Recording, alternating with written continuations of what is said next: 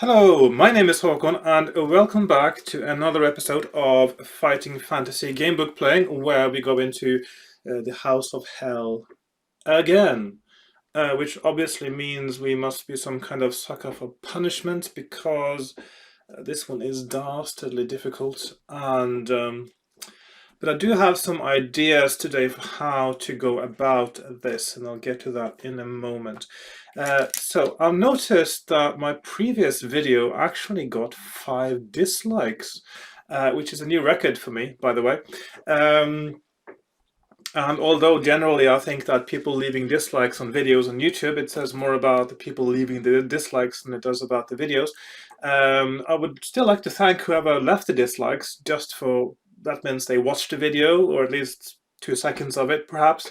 And perhaps it also meant they engaged with it, which means they had an opinion about it. Although I think that if you leave a dislike, you should also tell people why you dislike it, so that I can disagree with you. Or agree with you, because obviously my videos are not perfect. I'm not perfect, and it's within your right to dislike it, and I don't care, to be honest. I do like likes, and I'm not bothered about dislikes. Anyway, if you really dislike it and you have constructive criticism, please leave a comment. Anyway, let's get started. So yes, now, the thing is that in any book of Steve Jackson's, as far as I can tell, at least in the Citadel of Chaos as well, is that Steve Jackson, as opposed to Ian Livingstone, he likes giving us hints and clues. Now, what's going on in the House of Hell is something that is quite early on in the book, when you go into the house through the front door and you look at the paintings. That's where you get the first clues, and you get them from what seems to be ghosts of people who died in the house because of what was going on. And there are a few other clues. Again, they look like they've been left by ghosts. And it seems that all those clues that you get are clues that are honest. And that is to say, you can trust the ghosts, the ones who were victims of what's going on. And so the clues that you definitely need to follow in that case are the ones that you've been given by the ghosts. So what we get from the ghost is that you need to destroy the evil that is in the house by killing the master. We know that we need to get the crysknife to do so. Another clue that's left by a ghost is Morgana in Abaddon, and I'm still not sure what that actually means, but it is. I have a theory that perhaps Abaddon is the name of a room, and I know all the named rooms are upstairs, so there is still a little bit of upstairs for me left to discover, and maybe there's an Abaddon room there, and something will make more sense if I go there. And then when you go downstairs, actually there's a clue about seeing the man in grey. I can't actually remember where I found that clue now, but there's a clue to see the man in grey. And also when you go downstairs, there's a study with lots of books, and there's a ghostly hand that's writing "Find Shiko" on a piece of paper. I know Shiko is the name of the hunchback, who is the one who's waiting on you in your room during the night, and whom you have to sort of get past to go out of the room if you do that in the middle of the night as opposed to right away. So I know where the man in grey is because I met him before, and he gives you some vital clues to where you have to actually kill the master. So those are vital. I know where you meet Shiko for the second time, which is also downstairs, but you only seem to meet him if you fall through the trapdoor in the dining room. And of course the crysknife, I don't actually know where it is yet exactly, or how to get to it. I know there are secret rooms but there is one that has a, I know there is one that has a password. So, and I know from the letter that I found in the dining room last time that the password has been changed, or was it the time before, has been changed from Goat's Head to possibly to Pravami, but I'm not sure if that still is the password.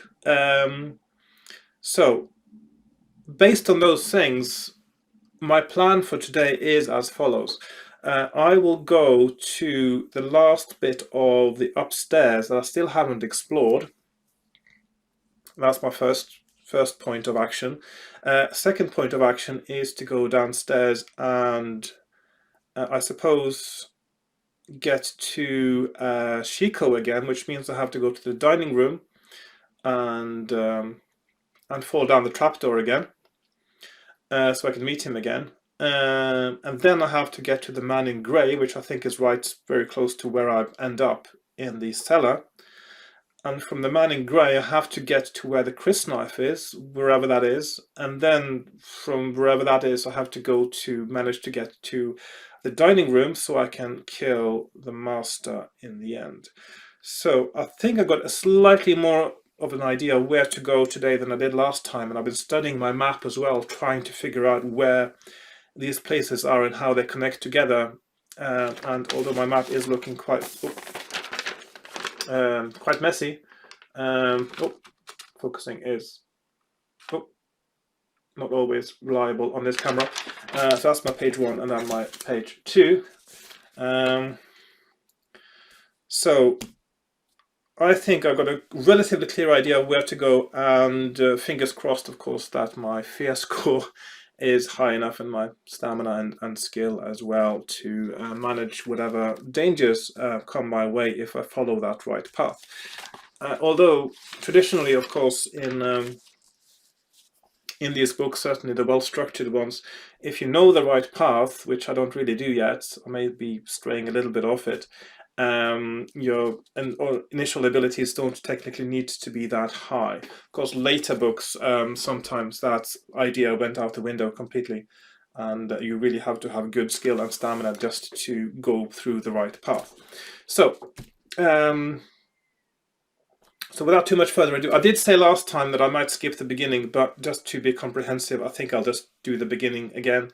I have marked in green, I don't know if the colors are showing properly now, the sort of path that I think is the correct one in the beginning, up until the point where I went downstairs last time, when I think I should be continuing around the landing to explore what's left of the upstairs, because there's still a little bit left to go. So, without too much further ado then, I will get my things ready on my desk, and I will see you there in a moment. So let's do my traditional transition. See if I can get this right now without bumping into the wrong thing. Okay.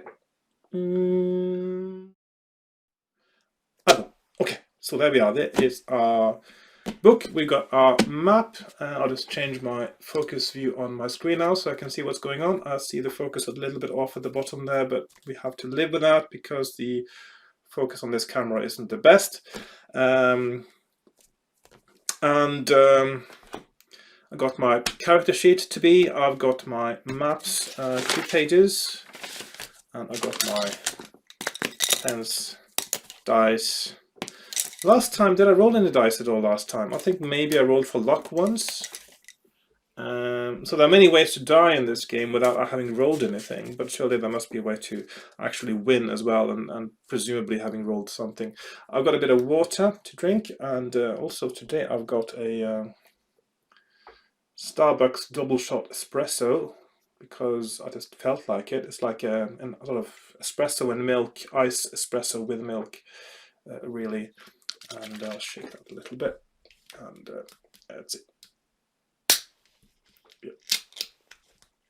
Oh, and then this one to shake it, it sort of goes a little bit around all over the place as well. Okay. Even though it's not fizzy, it's sort of there we are. Okay. Still very nice, perks you up a bit. Okay. So no Earl Grey today. I'm going with the Earl of Dreamer today is the Earl of the day.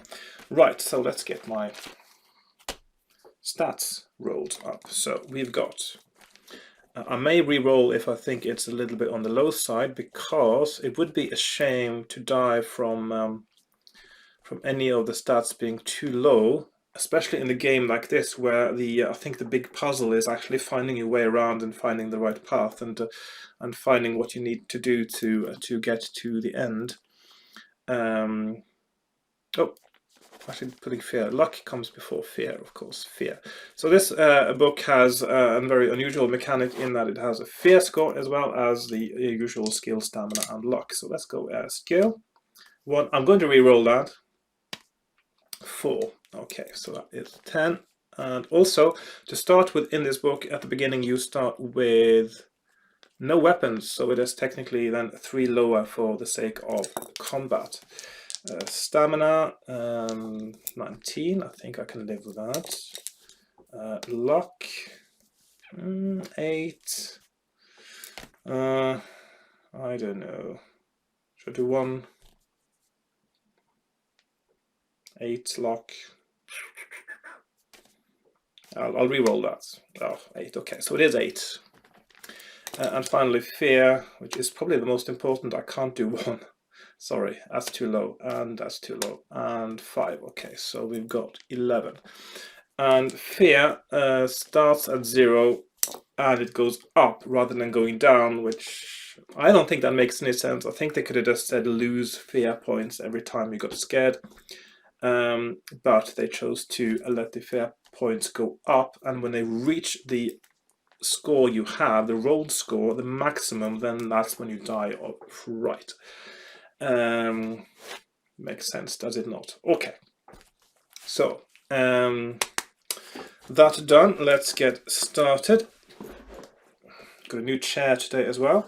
Can't really see it, but I've got a one of those kneeling chairs, so I'm sort of my legs tucked under me, and there's sort of these knee pads in front, and it is actually very comfortable for your back, but my legs suffer a little bit until I get used to it, I guess. Anyway, so if you think the creaking from the chair is a bit different to what you're used to, it's because my old chair, which was in the process of collapsing, has been removed from the room, although still the floor is creaking a bit as well, so it's not just the chair that you've heard in the in older videos. It's also been the floor, and this one makes different noises, different kind of creaking. Okay. Background. The rain spatters the windscreen relentlessly. You can see no more than a watery gloom as you strain forwards over the steering wheel to see the road ahead. Although the wipers flap valiantly, they are fighting a losing battle as the rain drives harder and harder. Your foot eases off the accelerator. The headlights struggle to light up the road. Damn. You curse the white-haired old man who sent you off along this bumpy track. Probably he meant the second turning on the left, or even a right turning. The old fool. Perhaps this is his idea of a joke. After all, didn't you notice a mischievous glint in his eye? Something vaguely sinister. But what sort of nonsense is this? So you've taken a wrong turn and got caught in a downpour in the night. The rain will ease off soon. It can't possibly keep up this deluge for long, and then you'll be able to... Watch out! You spin the wheel frantically to the left to avoid the figure who, from nowhere, shows up in the headlights. The car bumps and jolts as it bounces over the rocky roadside and thumps into a ditch. You collect your thoughts. You are unhurt, but shaken. Then you remember what has happened. The body. You must have hit the figure which appeared. There was no way you could have avoided him. You spring out of the car, praying that he is still alive. Your clothes soak up the rain as you hobble back to the road. In the darkness, it is difficult to see anything, but there is no sign of a body. You consider the situation. Are you certain that it was someone and not a trick of the light? Yes. You can remember the arms held up in fright as the car collided. and the look of anguish on his face. His face. There was something familiar about that face. A man you recognized. An old man with white hair. Your heart leaps. No, impossible. With a shiver of fear, you race back to the car, jump inside, force the key into the ignition, and twist it violently. The starter coughs, splutters, and dies. You hit the key again, but this time a single shudder is all the engine can manage. You grasp the wheel with your hands and shake it desperately, as if to force some life into the car. But the battery is dead. Your car is certainly not budging from the ditch tonight. Your situation is hopeless, but now the plight of your car is paramount. Where can you get help? You passed a garage at Mingleford. That was some 20 miles away. As if in answer, a light appears in the distance. Someone has switched on a bedroom light. What a stroke of luck! It was at least 15 miles back that you passed the last house, and you happened to have broken down just a short distance from someone's home. You button up your coat and open the door. From outside the car you can see the building more clearly. Just ahead on the left, a drive winds up to a large house. It is a good 5 minutes walk away, and by the time you reach it, you will be drenched. But how else can you call the garage? You can't afford to miss tomorrow's appointment. No, go you must. Anyway, you'll probably be able to dry off inside after phoning the garage. You slam the door, turn up your collar, and set off for the house.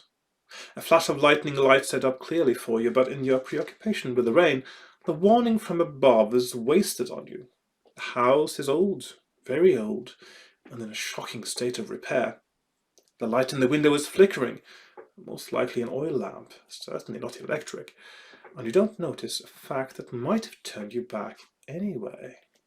There is no telephone line going to the house. As you climb the steps to the front door, little do you realize what fate has in store for you. Tonight is going to be a night to remember, if you're alive to remember it afterwards, of course. Now turn over. Right, so there we have it. That's our lovely little cozy looking home there for the night. And I think I'll need a sip of espresso. There we are. Okay, my camera is not too... I'll just tilt it up a little bit, like so, perhaps. You can see the other camera there. Just a little bit. Okay. Okay, there we are. Yeah. All right, then. I think when I positioned this earlier, I was trying to avoid getting the other camera in shot. But yeah, oh well, what can you do? Right, so... Paragraph number 1. You climb the creaking steps up to the front door and pause to catch your breath. Even though you ran all the way up the drive from the car, you are soaked through. Your feet are particularly wet. Judging by the number of puddles you stepped into in the dark, the drive needs a small fortune spending on repairs. But under the porch, you are out of the storm, and you brush the rain from your clothes before turning towards the door. The rain is still pelting down, but an eerie silence hangs in the air. No lights are on downstairs. You step back off the porch to check the upstairs window, which attracted your attention earlier. Nothing. No lights. The whole place seems to be deserted, but then you remember the time. 5 minutes to midnight. Everyone in the house has probably gone to bed. An owl hoots in the distance and a shiver runs down your spine. The situation is a little scary. Here you are in the middle of nowhere, at some strange run-down old house, about to wake up whoever lives inside. At midnight. They certainly won't be too pleased. And by the way, for all you non-English natives out there, somebody not being too pleased is English understatement for somebody going to be furious. But you have no choice if you are going to make your appointment tomorrow. You must reach a telephone to call for help. You step up to the front door. From the left-hand side of the house, a dull glow catches your attention. A light has been turned on. You breathe a sigh of relief. At least someone is awake. You consider your options.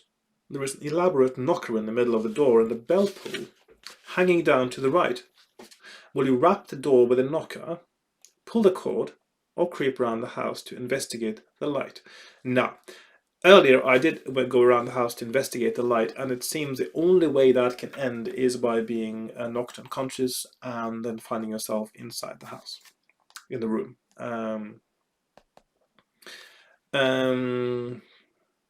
So I'm not going to do that. I'm going to go through the front door. Knocking or pulling the cord is basically leading to the same thing. So I think knocking is the shortcut to get through. If you pull the cord, you are sort of directed to the same bit anyway. So a few moments later, the door handle turns slowly and the door opens. Standing in the doorway is a tall man dressed in a dark suit with tails. His long face is solemn. "Yes?" he asks indignantly. You smile nervously and explain your situation. Your car is broken down, you need to reach a telephone, and you are soaked to the skin. The man's face remains expressionless. "Come in," he orders. "The master is expecting you. Follow me." He leads you into a reception hall and tells you to sit down while he informs his master of your arrival. Turn to 8.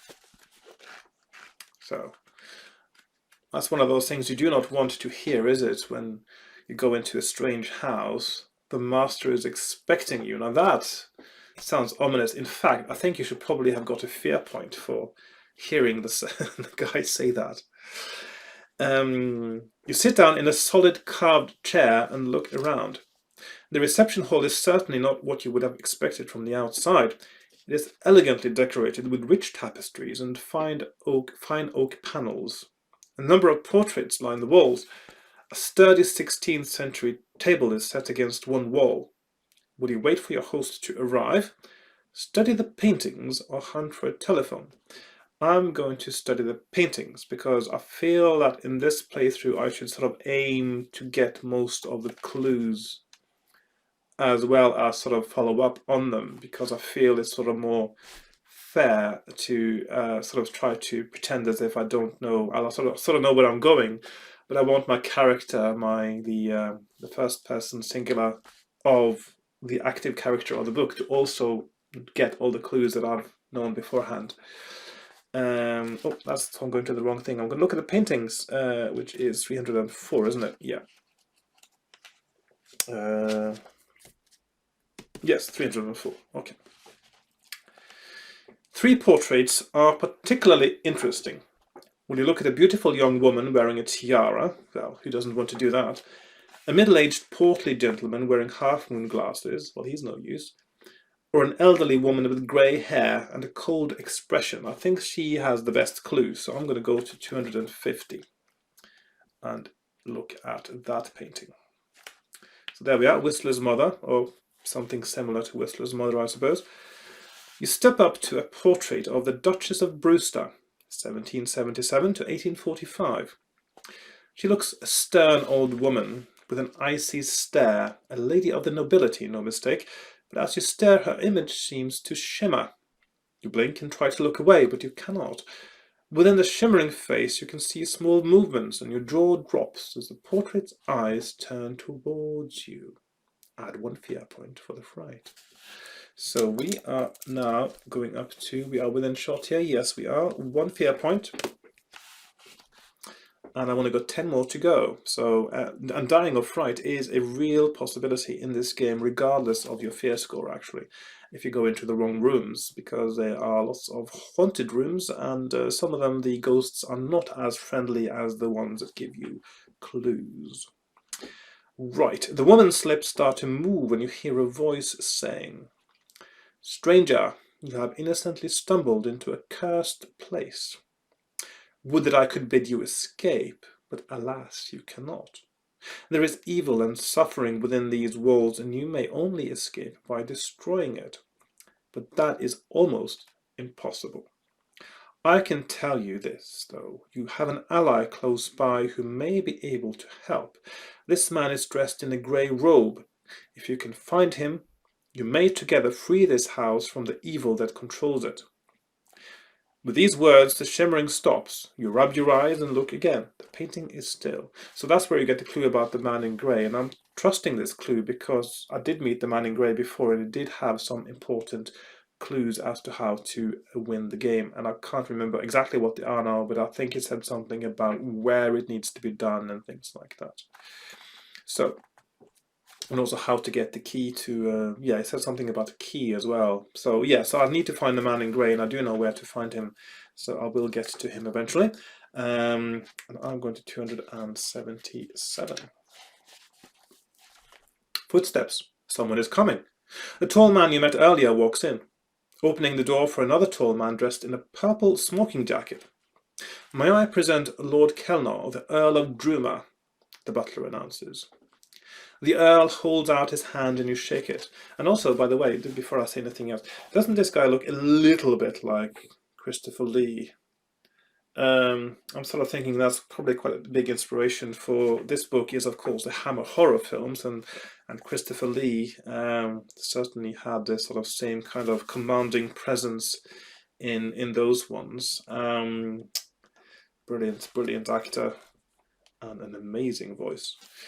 Anyway. The Earl holds out his hand and you shake it.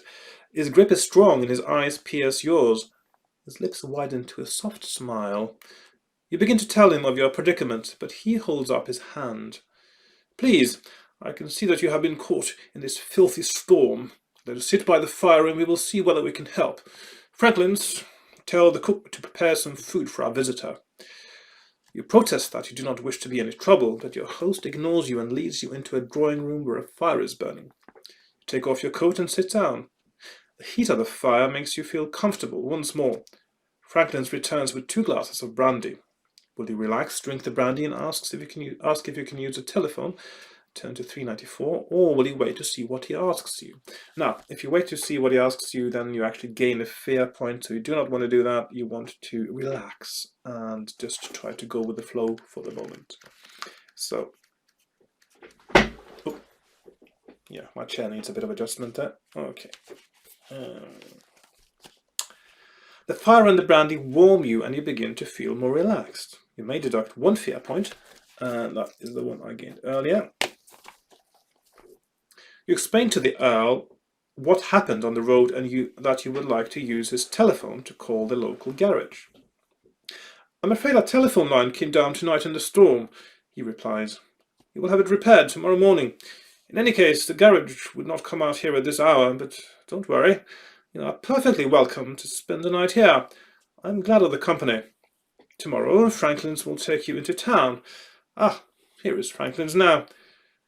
The butler comes back in to announce that a meal is ready. You both rise to go into the dining room. Turn to 309. The dining room looks magnificent. A long table stretches between 2 fine chairs and is laid with gleaming silver cutlery. A rich red wallpaper covers the walls and the room is lit by a sparkling chandelier, bristling with candles, which hangs from the ceiling.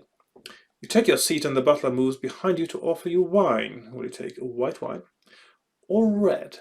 And of course, as we know, if we had looked at the painting of the young lady with a tiara, she would have given us a clue that you should not drink the white wine.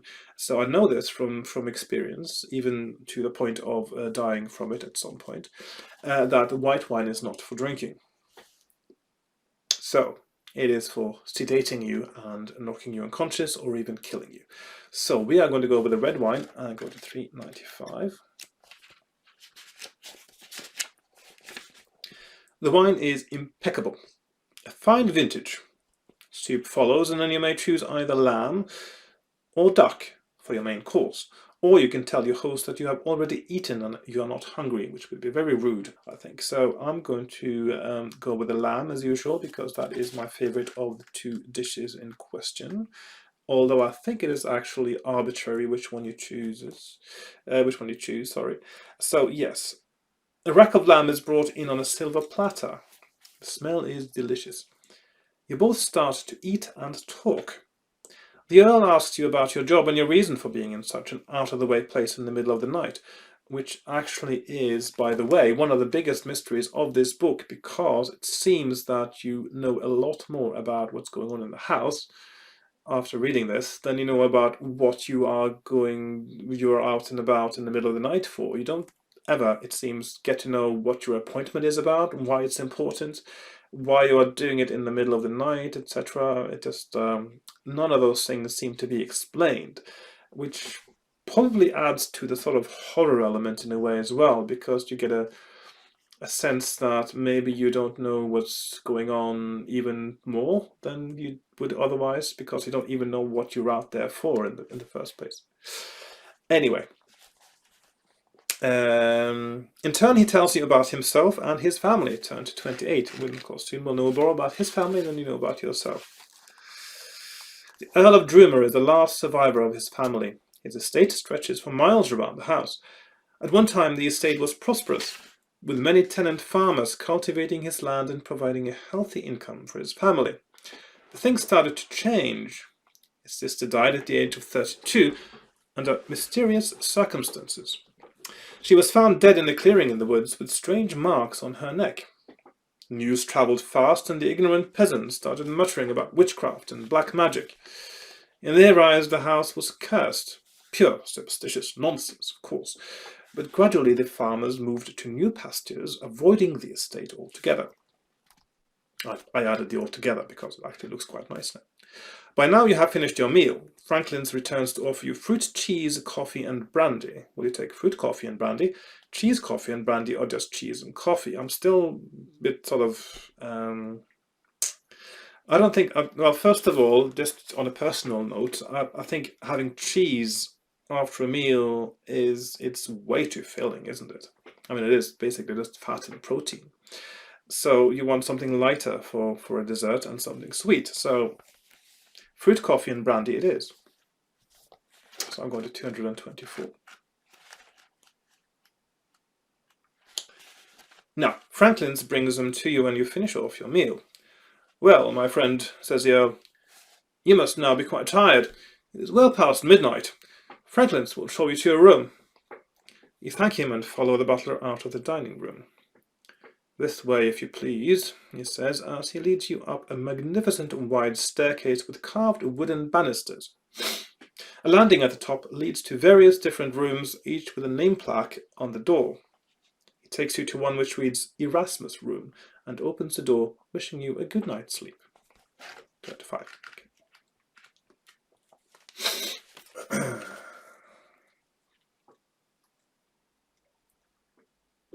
Right. The bedroom has been prepared for you. The room is not large, but a huge mirror appears to double its size. Crisp white sheets have been folded back on the bed, and a warm fire burns in the fireplace. The door closes as the butler leaves the room, and you walk over to the fire. Your situation is a little worrying. If you don't get going quickly, you will never make your appointment. But if it is true that there is no phone you can use, what else can you do? Maybe you should just hang your wet clothes in front of the fire and climb into bed. Or would you rather leave the room? I'm going to hang my wet clothes in front of the fire and climb into bed. I think seems to me to be the option that has, yeah. I think so. I think that's the best way to go. I'm not 100% sure, but I don't think it makes a big difference whether you sort of go out right away or try to go out, because you find that your door is locked anyway. The bed is warm and comfortable, and you soon drift off to sleep. Strange and disturbing thoughts drift through your mind, and you wake suddenly in a cold sweat. A noise has disturbed you, and you realize that it was the sound of the door closing. You look around the room and notice a glass containing a clear liquid by the side of your bed. Someone has brought you a bedtime drink. You spring out of bed and try the door, but it is locked. Do you wish to swallow the drink that has been brought for you, or will you try to break down the door? I'm not going to drink it. I'm going to try to break down the door. Or am I? Yes, I am. Or am I? Hang on.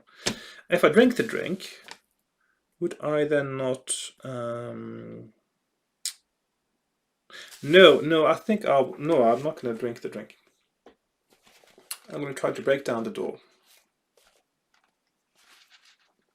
because I feel that meeting the hunchback is also sort of essential to sort of following the line of clues, as it were, through this book.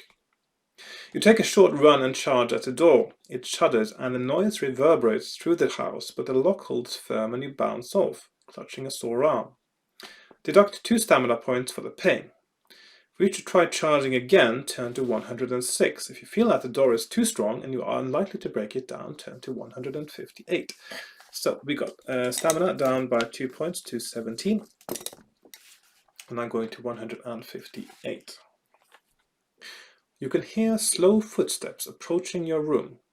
They stop outside the room and a key rattles as it unlocks your door. You must quickly decide whether to jump into bed and pretend to be asleep, or to hide behind the door to surprise whoever is about to come in, which I think is what I usually do, is to hide behind the door, and I think that sort of works okay. The door opens slowly and a man shuffles into the room carrying a glass containing a clear liquid. He appears to be bent double and his movements are slow. As he gets nearer to the bed, you realize he will soon notice that you are not there. Do you want to nip out of the room quickly and lock the door behind you, or will you leap on the man and attack him? And just on a side note again, Steve Jackson really likes the word nip. He uses it quite a bit in the Citadel of Chaos, and I think if you start counting how many times he uses it in House of Hell, it is more than 5. I'm quite sure that more than 5 times in the book, which is quite an achievement, I think, and one that I'm quite in favor of, because I do like the word myself. I use it all the time. So, do you want to nip out of the room quickly, unlock the door, or will you leap on the man and attack him? So I'm going to attack him, because I feel that meeting him properly is essential to the story that I'm trying to achieve now. So your visitor is a hunchback, and he is both surprised and frightened as you leap on him. Resolve your battle. So he's got a skill of 7 and a stamina of 7. I've got a skill of 7 right now as well, because I don't have a weapon. And I need to hit him twice to sort of finish the battle. So, because then something happens. So he's got 7, 7. I've got 7, 17. So first round he rolls 7. I roll a 9. So that's 1 hit on him. It's down to 5. He rolls a 9. I roll a 5. So I'm down to 15 stamina. He rolls an 8, I roll a 7, I'm down to 13 stamina. He rolls an 8, I roll an 8, that's a draw. He rolls a 6, I roll an 8, and then he's down to 3, and then I can turn to 220. Okay. The poor miserable creature pleads for mercy. He is such a pitiful sight that you step back as he grovels on the floor. He will do you no harm and thanks you continually for sparing his life. Somebody's whooping outside. Do you now wish to leave the room, locking him in behind you, or will you try to force him to answer your questions? I will ask him some questions. He is terrified of you and agrees to answer your questions in exchange for his miserable life. Do you wish to ask him how you can escape from the house, about the people in the house, or what is happening in the house? And I can't remember which one was the most sort of vital clue now. Was it about, I've made a note about the people in the house, so I'm going to go with that one. Maybe that was the most important piece of information there. The people, he asks. Ah, yes, the people. Of course. Tonight is the night. There are many people here. The master is holding a special occasion tonight, and his friends are here. All are friends of the master, that is, all except the one in grey. For he has betrayed the master's trust, and he will be punished. Yes, punished, before the night is out. The master put him in the Asmodeus room, and he has promised to let me watch. But you have nothing to fear if you're a friend of the master. You are a friend of the master, aren't you? Perhaps he'll let you watch too. The hunchback is giggling with glee at the thought of the night's activities. You have gained all the useful information you will get out of him, so you leave the room, locking him in. Time to 350. Okay. So, now we're sort of getting into the house proper now. You are in the landing overlooking the entrance hall. To your right, the passageway ends at a door. To the left, the landing turns right past a couple of doors. Do you wish to turn to the right, or would you prefer to follow the landing round to the left? Now, I think I wanted to go to all the clues now, so which means that I'm turning to the right, I think. So I'm turning to the right. I will get a fair point, but I sort of feel that I need to go through all the clues. At the end of the corridor ahead of you is a stout wooden door. While you are considering whether or not to try this room, a noise behind you startles you. You spin around, only to find that the wind is rustling wall hangings. There is nothing to be afraid of. You turn back and are amazed to find a faint white figure has appeared in front of you. This apparition is a young woman in her early 20s, with long flowing hair. She is dressed in a white bridal dress which has seen better days. It is ripped and torn. "Oh, thank God I have found you in time," she says. "I must talk to you immediately. Come, let us go into this room." Would you follow her into the room, or do you suspect a trap and would rather turn back? Whichever you choose, you must add 1 fear point for your encounter. So I'm going to get back to 1 point now. And I'm going to follow her into the room, so I'm going to go to 73. Oh, 73. That's a long one. Right. To enter the room, she passes right through the door. You, of course, must use more traditional methods. You turn the handle and walk into the Apollyon Room. It's an elegant bedroom. Fine floor-length curtains hang along one wall. An enormous bed with lace coverings is against another wall, and opposite stands a beautiful dressing table with a huge mirror.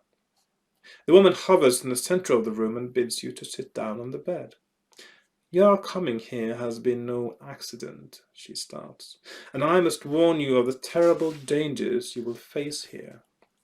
This house is ruled by the Master, a powerful black priest of the night named Kelnor, Earl of Dreamer.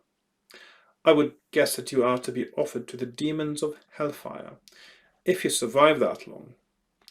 Yesterday they trapped a girl, a pretty young district nurse, who happened to call. She is to be offered tonight. I cannot let this devilry continue. There must be some way it can be stopped. If you can find the crysknife, you might defeat Kelnor, for this weapon is his only weakness. Please help me. You will probably find it in... No! Quick! We are discovered! I can hear the hounds. Go! Leave this room." You stand up. She was right. You can hear barking getting rapidly closer. She motions to you, pointing at the door. You run to the door and peer outside. Nothing. The barking gets louder and you turn back towards the ghost, who seems to be struggling with something. She's involved in a fight with 2 huge ghostly Great Danes, which are snapping and clawing at her. You take a step forwards, but it is hopeless. You cannot help, as you cannot even touch the beasts, and your help would have been very welcome because the dogs are much too powerful for her. She is weakening, and as she does so, her image fades. Moments later, she disappears completely. Satisfied that their job has been done, the 2 Great Danes disappear also. You are alone. Now what will you do? Now what will you do? Do you want to help her as she asked, or would you just rather escape from the house? Well, I'm going to help her as she asked and go to 257. You consider your best plan as you walk down the passageway. You turn right along the landing and 2 doors are on your left. The first has Azazel written on its nameplate and the second Mephisto. Do you want to try either of these rooms?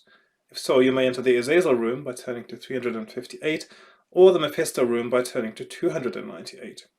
Otherwise, you may pass both these rooms and walk along to where the landing turns right by turning to 287. Now this is where I usually go into the Azazel room because there's a weapon there.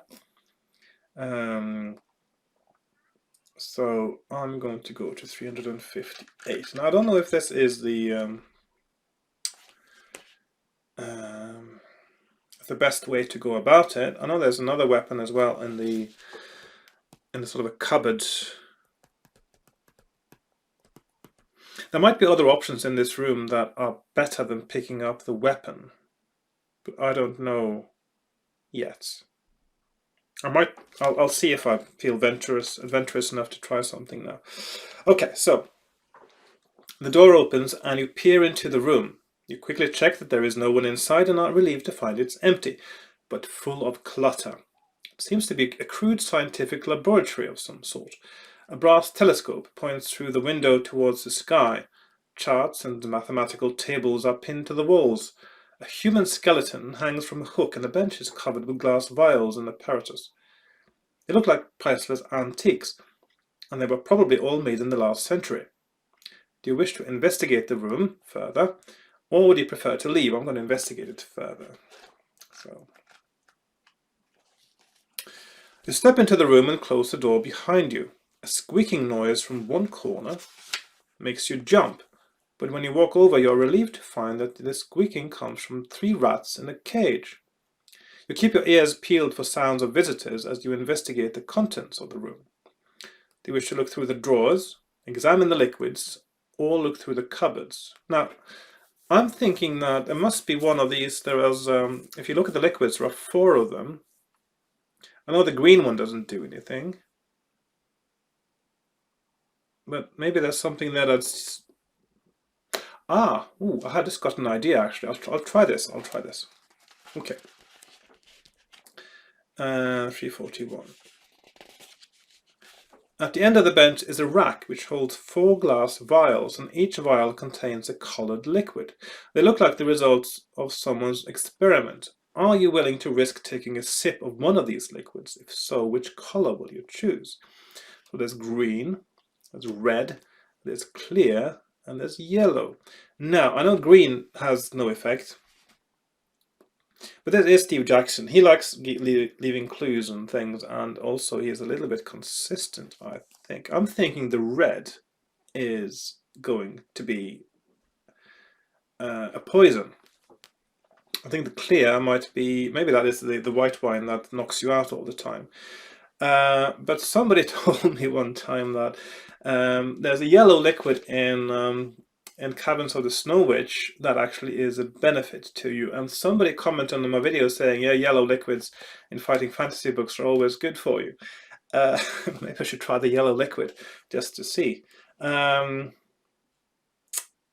going to go with the yellow liquid, actually. I'm going to be adventurous today. I'm going to do the yellow liquid and go to 161. So, let's just hope it's not somebody's urine sample. You unstopper the vial and sniff the liquid. It smells of lemon. You raise the neck to your lips and take a sip. It tastes like lemon juice. You swallow it down and wait anxiously for any effects. Nothing happens, but this is understandable, as the effects of this liquid will not become apparent until you have your next fight. For the liquid has healing powers and will protect you from injury. The sip you took was strong enough to heal the next 2 wounds you take. Do not deduct any stamina points for these wounds. Oh, that is unusual. So that means that I actually have a bonus 4 points of stamina to lose. Well, actually, I'll just do, I'll just put it like that because it needs to be in a fight, really.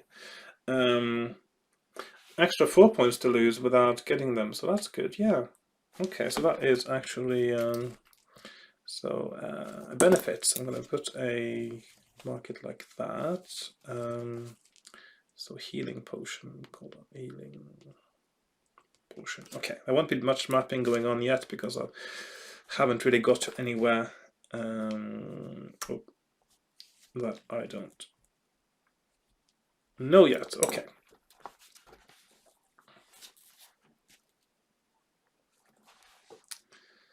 Right, so we have 385. Suddenly your ears prick up at the sound of footsteps coming closer. You nip into the shadows. See, there's nipping again. You nip into the shadows and wait. The footsteps stop outside the door and you can hear 2 voices talking. Hadn't we better ask the master's permission? One asks. Maybe you're right. And we'd better get a light for the lamps. Or maybe that's supposed to be, maybe you're right. And we'd better get a light for the lamps. You breathe a sigh of relief as the footsteps disappear off in the direction you approach the room.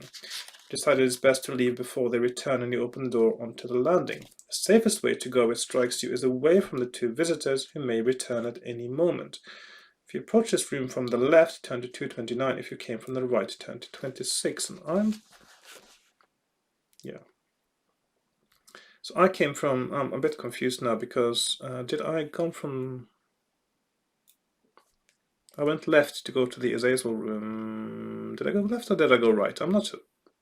First I went right and then I went left again. So that means I came from the right, I presume, and yes. I came from the right, which means I can go to 26. Yeah, sort of walking a bit back and forth here, so it's a bit... So there's another door a couple of meters up the landing on the left. This is a door to the Mephisto room. If you wish to enter, turn to 298. Otherwise, you may pass it and head towards two doors in the corner of the landing. Now, I still don't know. In the Mephisto room, there's nothing dangerous. There's just a bit of rope. So I'm going to go and pick that up because I still don't know whether that's going to be useful or not. So the handle turns and the door opens a little, but it is caught on something and will not open any further. Do you wish to try to force the door? I will. So 390. You heave the door with your shoulder. The wood creaks and it opens a little further, enough to let you into the room. It is small and bare, and a cold, damp wind swirls through it, billowing the curtains. The window pane is smashed and the floor beneath the window is sodden from the rain. You look around, but there is nothing unusual in the room apart from a frayed length of knotted rope. You may take this with you if you wish and leave. So I've got a length of rope, although if it is frayed, I'm not sure I'd want to use it. So when you get to the point where perhaps where you might be able to use it, maybe there's a chance it won't really work so well. I'm thinking maybe, I mean, what actually would make sense in the context of the book is that at some point you might be at the window where there's a possibility for you to sort of haul yourself down and escape, and you get the option of using the rope, and if you try to do that you fall and die or something, or you get captured by the cultists. That would actually make sense in the story of this book. So if so either that is something that is in the book, or it was something that Steve Jackson maybe thought he would put in, because that makes sense to me in how he described the rope as frayed as well, because you're not supposed to be able to escape, but it would actually be quite nice to be given that option at some point. Anyway, because, I mean, surely there must be a window without bars on it somewhere. They could have rusted off, for instance, because you do get all this rain, and the iron bars would rust off if they're not properly maintained. Right. Now where are we again? So, yes, you pull the door. Yes, you may take, yeah. As you pull the door to, you find a piece of glass wedged underneath it, which was making it stick. You turn left out of the room and continue along the landing. Turn to 287. Okay.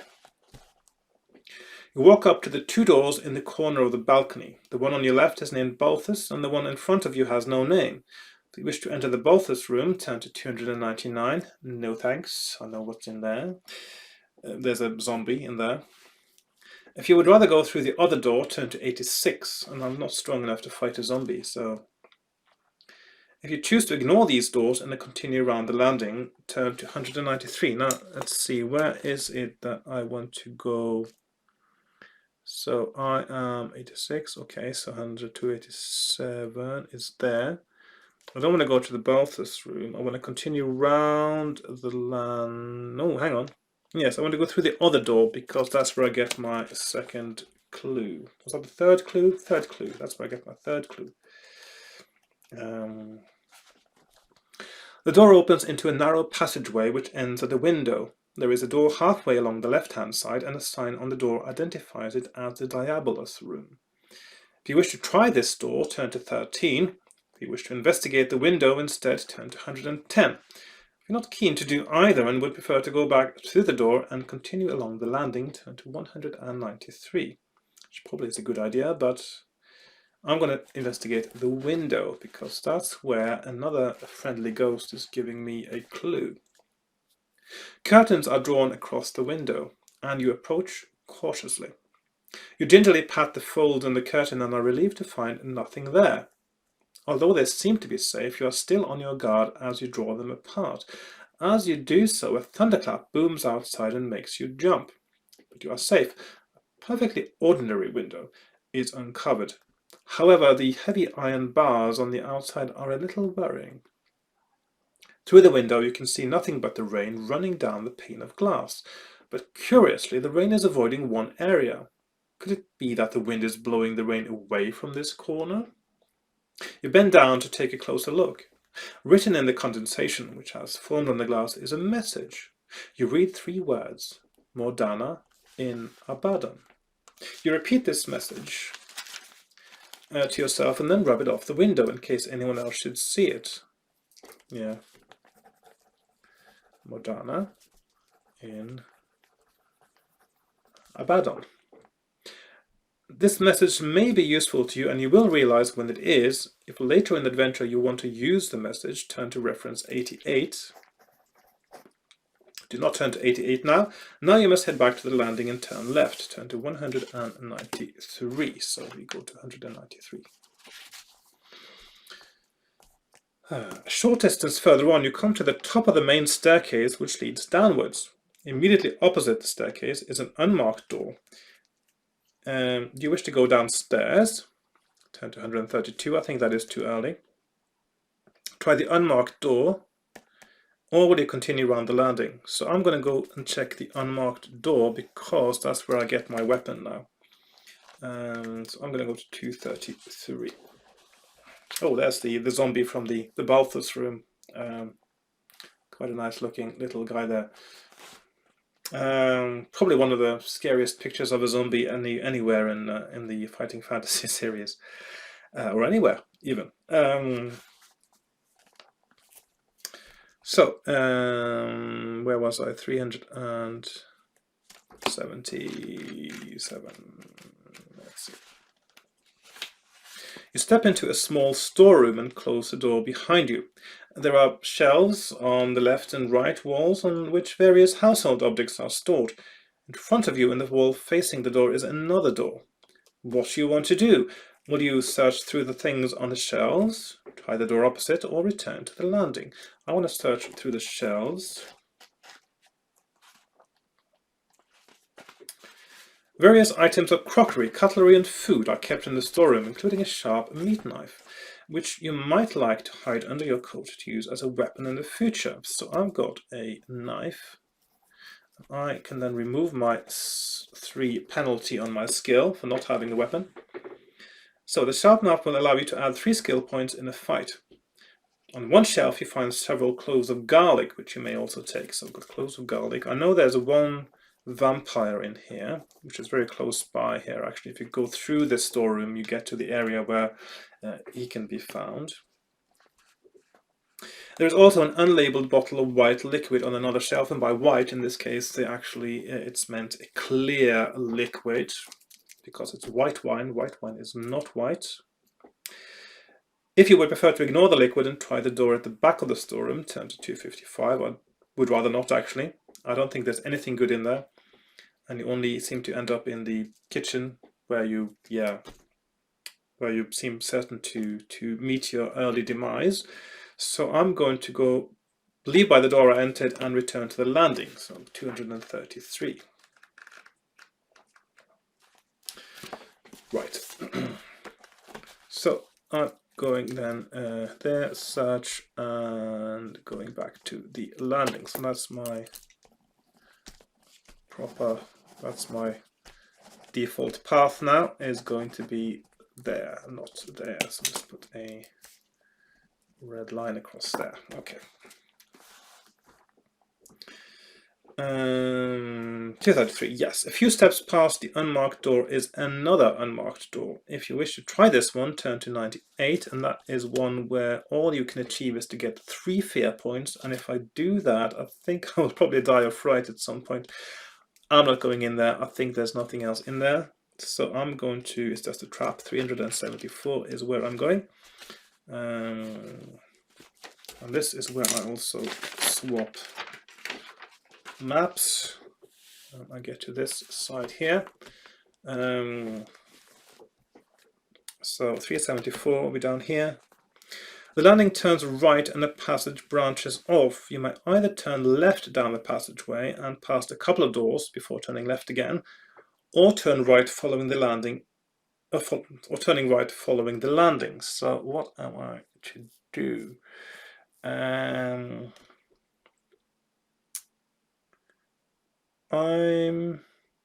was thinking last time that I probably should go to, I made a note of turning to the right. I'm not sure if that is actually correct now, or why I made a note of that, but I'll just follow the landing to the right. I'll just choose that anyway. You follow the landing round past a wooden door which bears the name Tativilius. You may try this door by turning to 155. Straight ahead, the landing ends at the panelled wall and the passageway turns to the left.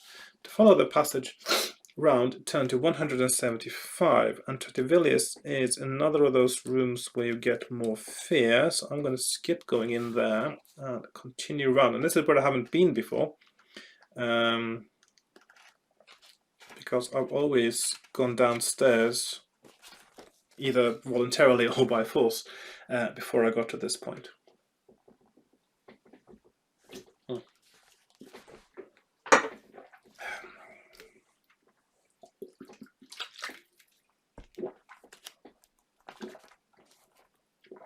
Right. 175, yes. You follow the passageway round the corner to the left. Two doors face each other across the passage, and you may either try the door on the left to the Berlioz Room, or the door on the right to the Abaddon Room. Now that sounds familiar. Straight ahead, the passageway continues for a few meters before ending at an unmarked door. Now, should I try the Abaddon Room right away, or should I try the Berlioz Room? In case there's something interesting in there as well. So I've got no room on my map, obviously, so I've got 1, 2, 3, 4, all downstairs. Okay, so we can also go downstairs. 132, that's in the previous one. So we got Belial,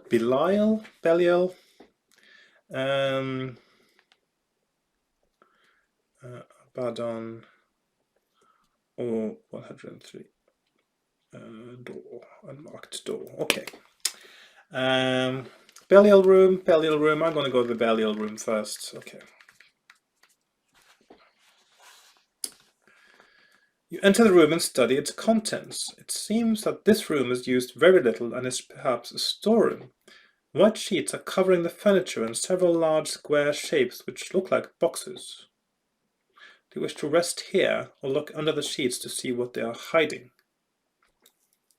Okay.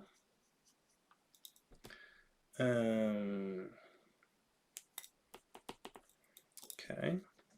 I'm not sure I like either options, and also there's no option for leaving the room again.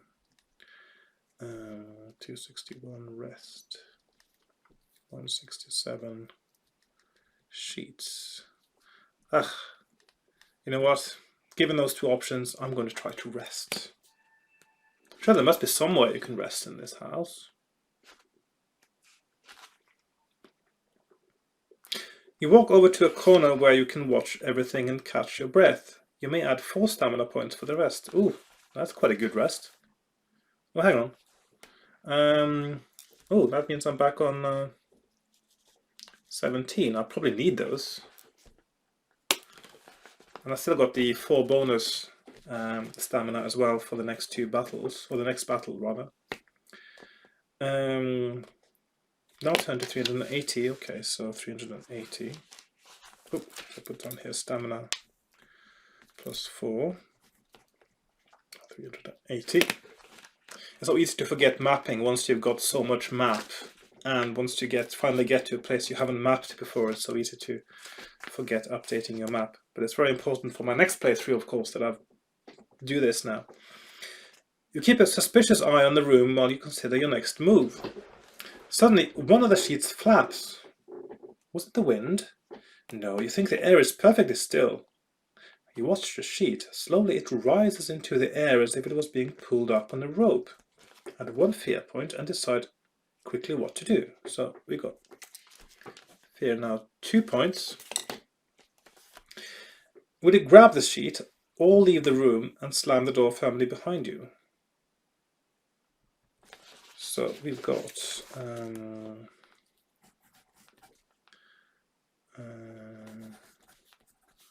so 329, leave, or grab the sheet, grab.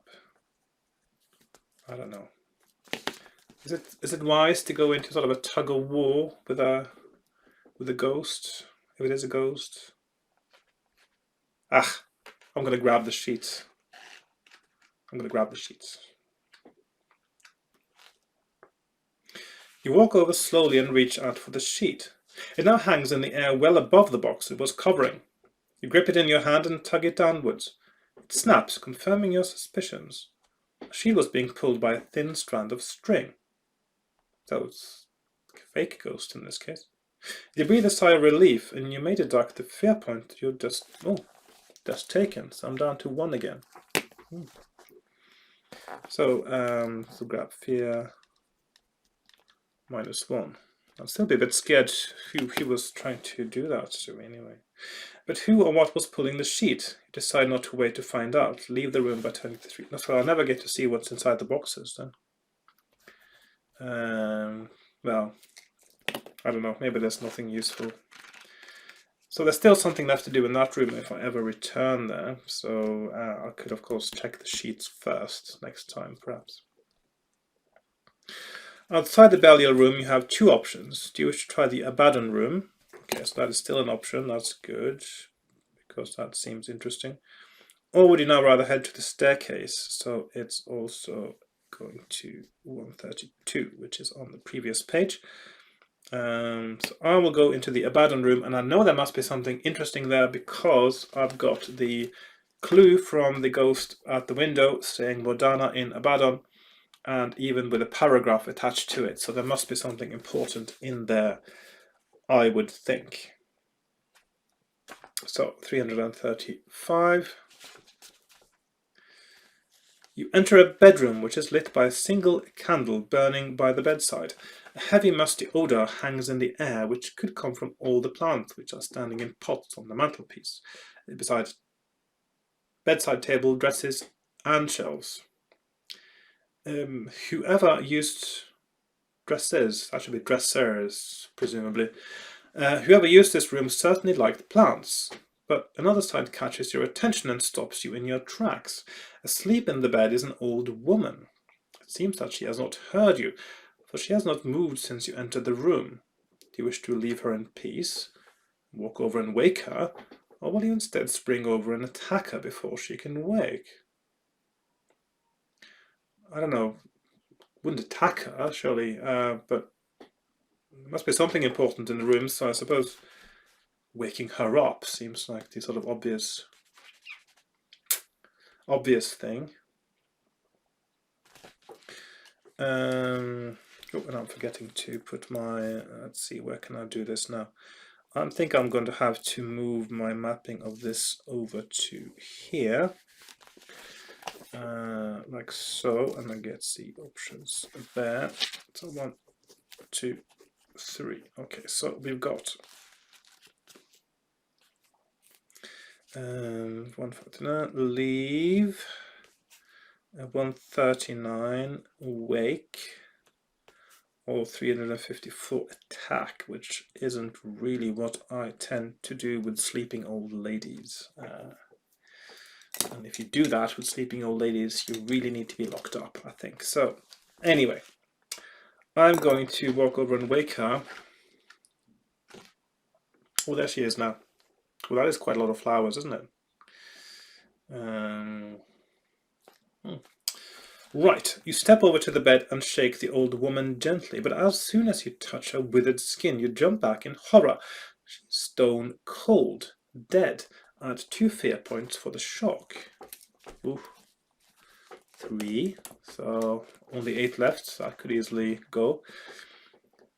As you stand by the bed shivering, a low moan comes from the body. Its eyelids flick open and pure white eyes stare up at the ceiling. She has no pupils.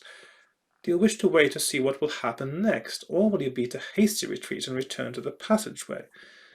So we've got fear +2, and either do that or wait to see what happens next. And now attack is no longer an option, interestingly. Normally that would have been an option. I'm going to wait, attack, leave. So I suppose I'll just take that, meaning that attacking her is not the right thing to do, really. Okay. You hear words coming from the old woman, yet her lips do not move. Stranger, how dare you invade the private bedchamber of the woman of the house? She asks. You stammer an apologetic reply. She orders you. Begone, intruder.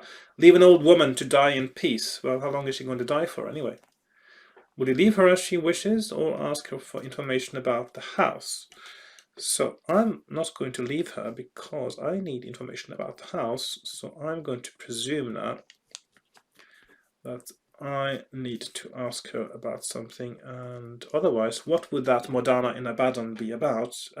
Maybe she is Modana. She certainly is in Abaddon. So I'm going to ask about information about the house. So ask.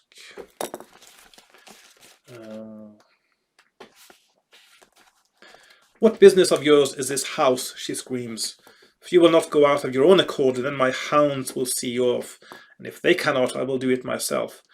With these words, a wooden panel slides open in the wall. 2 huge Great Danes spring out and attack. Resolve your battle with the dogs, fight them one at a time. Okay, so now we've got our second battle. Surely garlic would work against Great Danes, surely. Yeah, anyway. So I've got a skill now of with a weapon, 10, stamina of 17, and I'm fighting a 7-6 and a 6-6 dog, one at a time. So we're starting with the first one. I've got a 3 skill point advantage. He rolls an 8, I roll a 7, so that is me hitting him. He rolls a 7, I roll a 7, he's down to 2 hit points, as I like calling it. He rolls a 5, I roll a 6, and the first one is dead. Second one, I got a 4 skill point advantage. He rolls an 8, I roll an 8, he's down to 4. He rolls a 9, I roll a 9, he's down to 2. And finally, perhaps, he rolls an 8 and I roll a 9, so he is also dead. I feel a bit sorry for the dogs. It's not their fault, is it? If you defeat the dogs, you may either leave the room or remain to search it. Search it? That's a bit bizarre, isn't it? There's still an old woman in the bed saying that she would take care of you herself if the dogs didn't do it. So leave or search. Okay, so I suppose search is the only thing that makes sense then. Still a bit bizarre, you don't get the option of attacking the old lady or seeing what happens next in this case, but searching a room and somebody is still there. Okay, I'm going to search the room. It's almost like some options are missing because there wasn't room left for them. Anyway, you search a room while the old woman threatens you from her bed. Excuse me.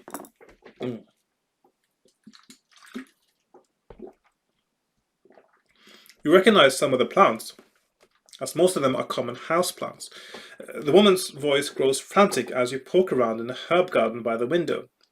A thought dawns on you and you turn to her, threatening to destroy her plants unless she is able to give you the information you require. Ooh, blackmail, I like it. She shrieks at the thought of you harming her plants and agrees. What will you ask her? And I see Steve Jackson's been a little bit, and his editor has been a bit inconsistent here, because another place in the book it says it used the proper present continual, and here it just says thought of your harming her plants. It should have been really if you were to be consistent. Anyway, Will you ask her how to find the man in grey? I know how to find him. About the secret rooms in the house, or what tonight's festivities are. I know about the festivities, and I know about the man in grey. So what I really need to know about is the secret rooms, I guess. I'll just put these options up here. Because I know that the festivities is that Brother Isaacson is going to be initiated in some way, which presumably means he is going to be the one who performs human sacrifice, I guess. And the Grey Man in Grey, I know that he is no longer in the room that that the Hunchback told me. I know he is in the cell, holding cell, for future sacrificial victims down in the cellar, so that's where I can find him. But I know that I need to get access to a secret room to find either to get to the key for the dining room where I need to kill the master, or to get the crysknife, one or the other. I can't remember now which was. Maybe both even needs keys for all I know, or passwords or something. Oh, passwords. Yeah, they're passwords as well, of course. So 321 secret rooms or 283 festivities. Okay, so I'm going to ask about secret rooms, which seems to be the most important thing that I don't know enough about yet. I don't know where it is, for instance. Not really. Ah, before I will answer your question, she says, you must tell me something. What is my name? Do you know what her name is? Well, I presume now it's Mordana, because that makes sense, doesn't it? If so, you will have noted a reference number to turn to, should you be asked this question. Turn to this reference. If you do not know her name, she will not answer your question, no matter what you threaten to do to her plants, and you will have to leave the room. So, that means that now the paragraph we're going to is actually secret option. Mordana is her name. She is an Abaddon, and we're going to paragraph 88, and I'll put an asterisk there because it's not actually an option in the book directly in the paragraph, just so I remember that. So I'm going to go to 88 now. She curses. Damn you, stranger, she hisses. All right, then I will answer your question. Which question did you ask her? So, now we got three options again. So I suppose this is where you get the true answers. Maybe she can't lie now that I know her name, because I got power over her. So, man in grey. Secret rooms or festivities. Okay, so of course the secret rooms is what I need to know. So I'm going to 295 now. Secret rooms, she laughs. Why, this house is riddled with secret passageways and secret rooms. Most are in the cellar, though, but some of the upstairs passages lead to them. The most cunning secret room is the master's most trusted hiding place. It can only be reached by one way, and that is from under the stairs in the cellar. Okay. Yes, when I was under the stairs hiding from the bats last time, it did say there were some loose bricks there, which sort of indicated there was a secret room, but that's all it said. Okay.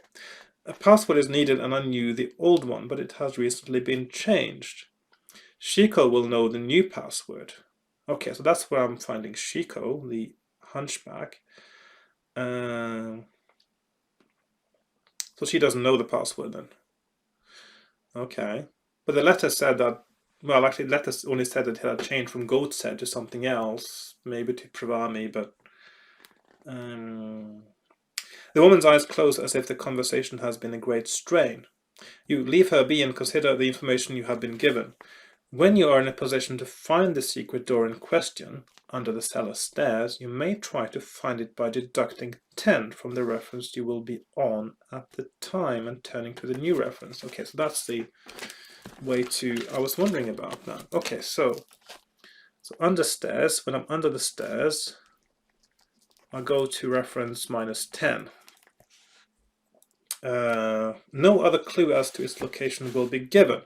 But first you must find the password. Okay, so I need a password.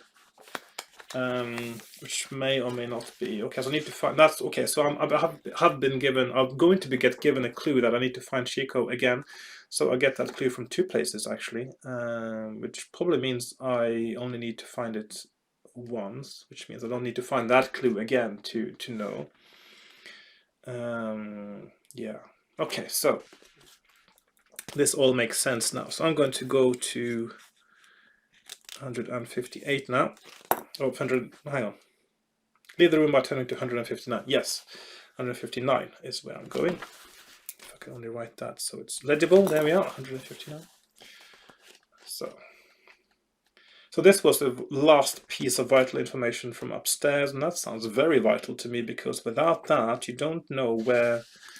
So this is what a really big clue there. Vital clue. I'll put vital clue on my map. So do like that. Ask. Search, and of course there's a battle there as well, so is 7, 6, and is 6, 6 to fight, and then secret doors, secret paragraph 88, and then we leave. Okay, so okay, yeah, I know it looks messy, but I know what's going on there. So having explored most of the rooms upstairs, you decide to risk searching the ground floor. You follow the landing back round to the staircase and creep downstairs. Turn to 132. Okay, so we are then finally going downstairs, and I suppose this probably is the right time to go downstairs. Right, you walk down the stairs cautiously, looking in every direction. There is no one about. In the hallway below, you may choose to try either a door on the left or a door on the right, or you can walk up to the front door and open it. I'm not going to walk up to the front door because I know I'm trapped in here and I need to. The only way to get out is to kill the master. So, where am I? 132, yes, that's here. And I know that there is. If I go to the right, I get to the study where I get the clue about. Yeah, maybe I should go that way because.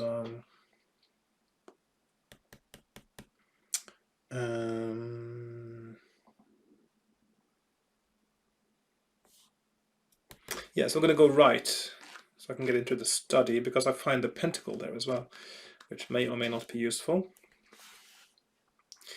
So if I go to the right, I'm told the door is locked. You may either try the door opposite or creep back along the hallway. So I'm going to creep back along the hallway and go to 108.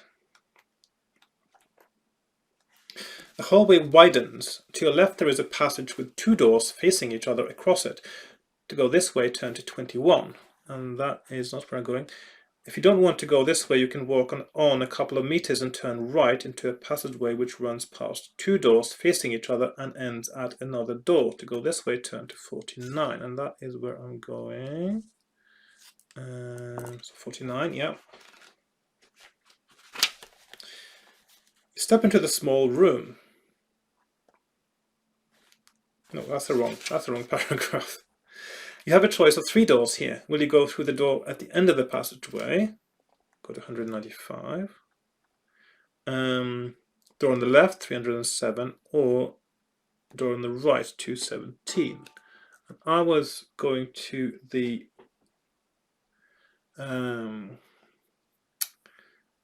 door on the end, isn't it?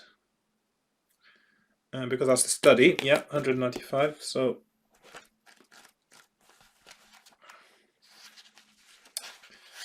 the room is a study. Old leather-bound books line the walls, and the only source of light comes from a single candle burning on an antique desk. You walk over to examine the desk, which is made from beautiful wood and has brass-handled drawers. A piece of paper rests on the blotter. As you look at it, you are suddenly aware that something strange is happening.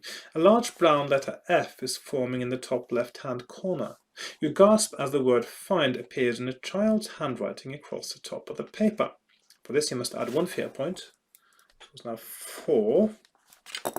Getting quite high. Slowly the complete message forms. Find Shiko. I already got that from Modana as well. But who or what is Shiko? Well, I know that's the hunchback. You pick up the paper and move around the desk to see it more clearly in the light, but as quickly as it appeared, the message disappears. Do you wish to look over the collection of books? I'm going to look over the collection of books. The collection contains many invaluable first editions. Because sometimes I feel I'm a little bit too high in the shot there. Okay.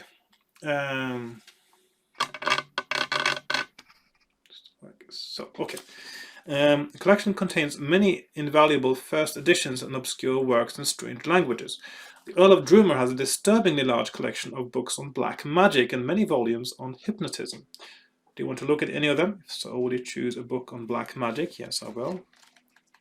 My theory still remains that from when the first time I was here, that looking at a book on hypnotism is probably going to hypnotize you for some reason. I'm not going to do that. So I'm going to look at the books on black magic. So, it's a little bit askew like so. There we are. Got a lamp behind my head there. Anyway, you take a book off the shelf entitled Mystical Symbols and Their Part in Magic Rituals. You open the cover and something drops out of the book onto the floor. You bend down to pick it up. It is a pentacle fashioned in metal and hanging on a long chain. The book itself is hollowed out. You take the charm and a piece of paper lies beneath it, or underneath it even. The paper describes the pentacle as having powers over devil worshippers. Cast into the pentacle is the number 66. It's like there's a digit missing there, so I got pentacle. I suppose that's a paragraph reference, so it couldn't be 666, could it?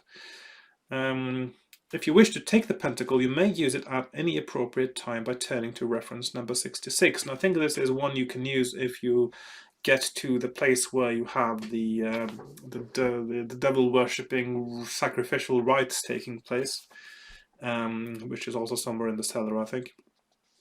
If you manage to bumble into that part of the house again. Of course, if you do that without it, I think you're actually just going to be the next person on the sacrificial table, so you don't want that.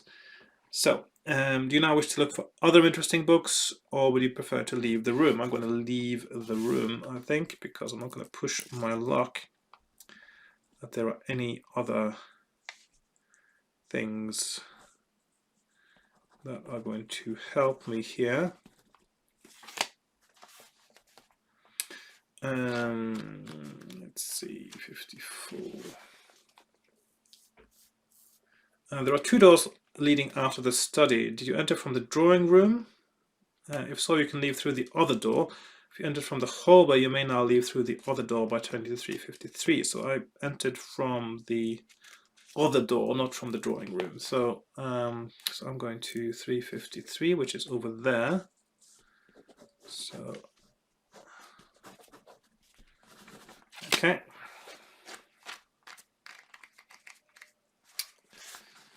The door opens into a large but cozy drawing room. The dying embers of a warm fire burn in the hearth.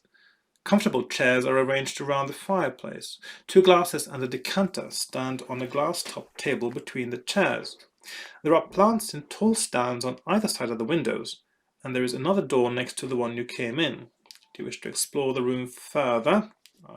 Indeed. Would you start by looking through the ornaments on the corner shelf, or would you examine the fire on the mantelpiece? I'm looking at the ornaments first. I think you can do both, really, so certainly in this order. There are several delicate items of pottery and a few silver pieces on the shelf. One of the silver ornaments is a short dagger, and you may take this with you if you want. It's rather too short to be a really useful weapon, but nevertheless you may add 2 skill points if you use it in a fight. So I'm going to pick it up in case I lose my other weapon, which is a proper, let's just put +3 there and +2, so I just actually this, well, technically that's a 0, and this is a -1 really, because with the weapon you normally would have full skill, but this gives you a -1 on skill really. So and this is a little bit sort of inconsistently worded, because it doesn't really sort of, yeah, the thing is your skill is reduced by 3 for not having a weapon, and then it says you may add 2 skill points if you use it in a fight. What it really should say is that you can use it and your skill would then be 1 less than it's the value you rolled, to be completely unambiguous, but never mind. Still know exactly what he means there. Now you may either examine, if you have not already done so, you may take this, there is also a silver hip flask, sorry. If you have not already done so, you may take this flask and fill it with brandy. So I'm going to fill, it's got a hip flask of brandy, which I presume will become useful at some point, otherwise you wouldn't have it there, would you? Would you? Bit of Dutch courage might help in here. Now you may either examine the fireplace or leave the room. I'm going to examine the fireplace, thank you very much. A fine carriage clock sits in the center of an elaborately carved wooden mantelpiece. A number of letters are jammed in behind the clock, and you reach for them. As you do so, your sleeve catches one of the carved images in the woodwork, and it moves. You lean forward to examine it. It is a small carved demonic face which can be moved sideways. Do you wish to see what lies behind the wooden face, or will you read through the letters? Letters, yes. So I'm going to do the letters first. So we have like so and so going that way, and fireplace. And we're going to read the letters. The letters are not particularly interesting except for one from a foreign address, written in immaculate handwriting with a broad-nibbed black pen. It is addressed to the Earl of Dreamer, and it appears to warn him of possible dangers. It starts by describing a raid of some sort on the writer's house and how he narrowly escaped being caught. So presumably he's a devil worshipper as well. It ends with a PS, which says, I also suggest you further protect yourself by changing the password on your own cache room. I, for one, know it is Goathead. How many others know the same? Why not change it to something which will remind you of the sound advice of a good friend? The letter is signed by Count Pravemi. You read this through again and replace the letter. Do you now wish to leave the room, or will you turn your attention back to the small wooden face on the mantelpiece? So clearly, this Count Pravemi is suggesting that the Earl is to change the password to Pravemi, it sounds like. So I know it was Goathead, I know it's probably changed to Pravemi, but Modana said that she knew the password until it was changed, and that Shiko would know. And I've also been given another hint to find Shiko, so does that mean it's been changed again? I don't know yet. In any case, I will look for Shiko, whom I will find quite soon anyway. So, do you now wish to leave the room, or will you turn your attention back to the small wooden face on the mantelpiece, which I will do. So I'm going to go back to the mantelpiece. A little carving moves to reveal a button set in the mantelpiece behind it. You consider whether or not to press the button. As you are deep in thought, you do not notice what is happening to the fire. In the grate, the fire has come back to life. Strong flames are licking the chimney, and considerable heat is being given off. You feel the heat and step backwards. As you do so, 2 small figures leap from the fire and face you. These fire sprites are small, they come up to your knees, but their flaming bodies burn with the vigor of the fire from which they arose. They hover in the air just above the carpet, for if they touch anything, it bursts into flame. Do you wish to fight these creatures, or will you try another approach? Right, so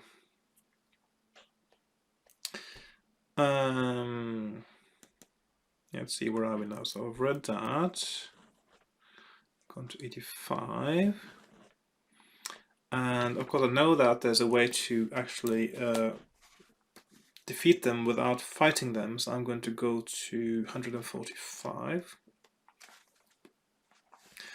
how will you hold off these advancing creatures? Will you pick up the brandy decanter? Yeah, and add fuel to the fire, or move slowly backwards towards the window, which is what I will do. 64. The fire sprites follow you as you back towards the window. Pretending to be terrified, you make for one of the plant pot stands and attempt to hide behind it. But when the sprites are near enough, you strike. Grabbing the large plant pot on top of the stand, you hurl the contents over the little creatures. The soil covers them and douses their flames. In an instant, they have disappeared. Turn now to 375. So that's what I did last time I met these sprites, and that works rather well. So, word for turn, a window, and 375. Okay. You step back up to the fireplace and examine the secret button again. Will you press it, or will you leave the drawing room? Now, I think that pressing it is the right thing to do. Because I think the next thing I really need to do is to get downstairs and get to meet Chico again, and also to find the man in grey, and then find under the stairs where I can get the Chris knife with the password. I think that is the way to go. So I'm going to press the button because I know that leads me to Chico again for the second time. And I don't think there's, certainly doesn't seem like there's any way to go sort of out and back again and do the same thing now. Maybe there is, but I just doubt it. Anyway, you press the button and hear a small click. Then you hear another sound and you swing around to face the corner shelf. Beside this shelf, a sliding panel has opened in the wall.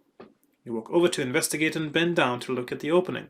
Too late, you realize that the panel has revealed not a tunnel at all, but a false opening. The wall behind is solid, but it has served its purpose. You have been lured into a trap. You are standing on a trapdoor which opens beneath you, and you fall downwards. Turn to 397. So 397 down there.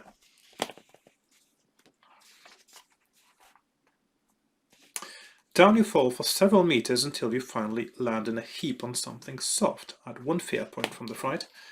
So fear is now an entire 5, getting quite high. Only 6 left. And test your luck. My luck is only 8 and I roll 4, so I'm lucky, and my luck goes down to 7.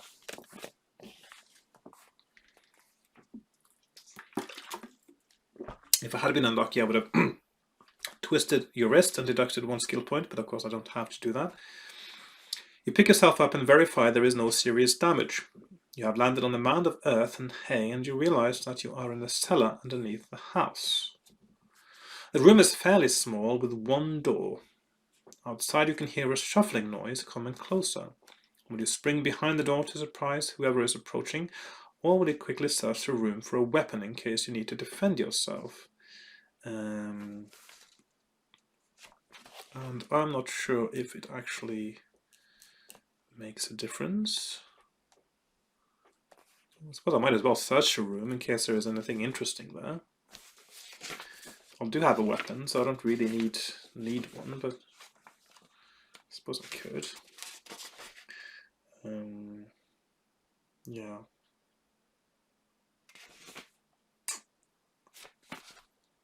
Or should I just... What did I do last time? I just hid, didn't I? Yeah, I don't need to search for it. I'll just hide. Anyway, I'll just hide there and see what happens. So, the door slowly opens and you hold yourself close to the wall. The man who enters is short and stocky and appears to be bent double. He is not armed. He peers into the room and scratches his head. Evidently he has heard something and is perplexed at finding nothing in the room. Will you step forward and announce yourself, or keep hidden and hope he leaves? Well, so I know this must be the hunchback, Chico, and I know that I'm supposed to meet him again because that's what I've been told by both Morgana and the ghosts in the study. So I'm going to step forward and announce myself. I don't want him to leave until I've talked to him, because he knows, and I know that he knows the correct current password. So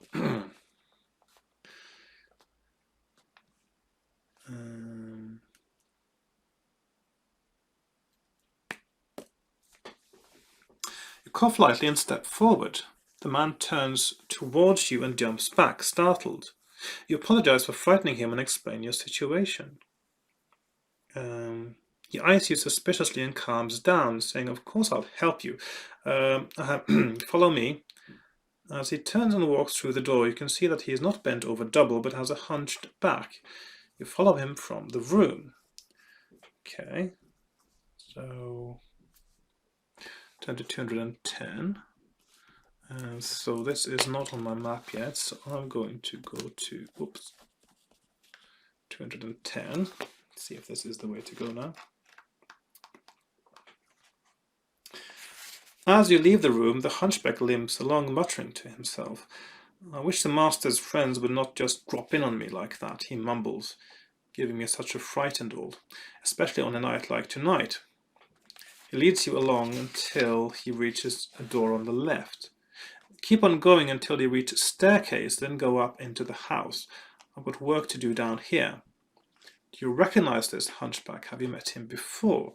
If so, you may turn to 230. Okay, so this is where it gets interesting now. So I've got 230 met before.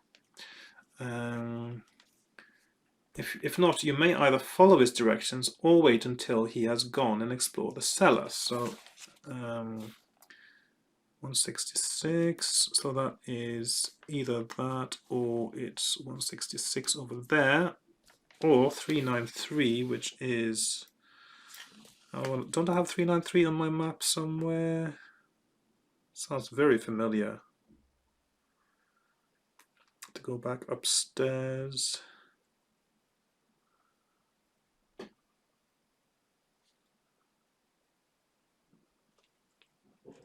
But I can't find it here now.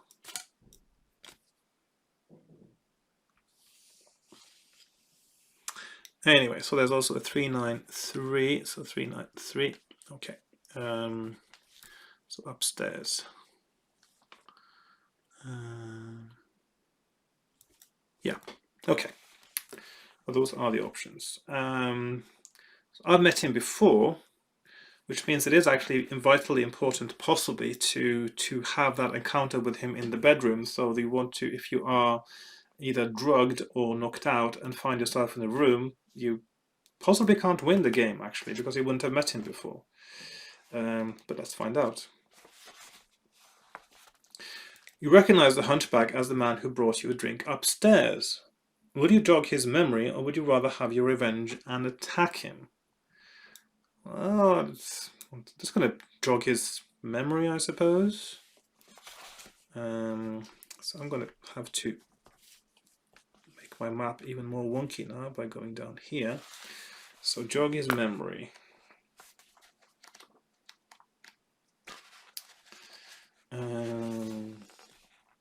The dull-witted hunchback seems to vaguely remember your face.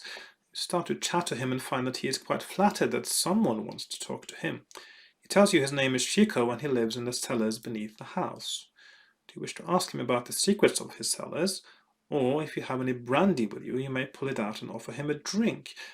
I'm going to offer him a drink because when people drink, they do tend to tell you the truth more often than otherwise. And I'm guessing if I just ask him outright, he would be very skeptical, wouldn't he?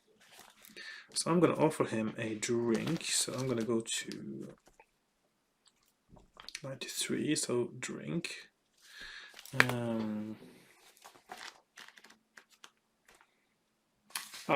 His eyes light up at the sight of the brandy.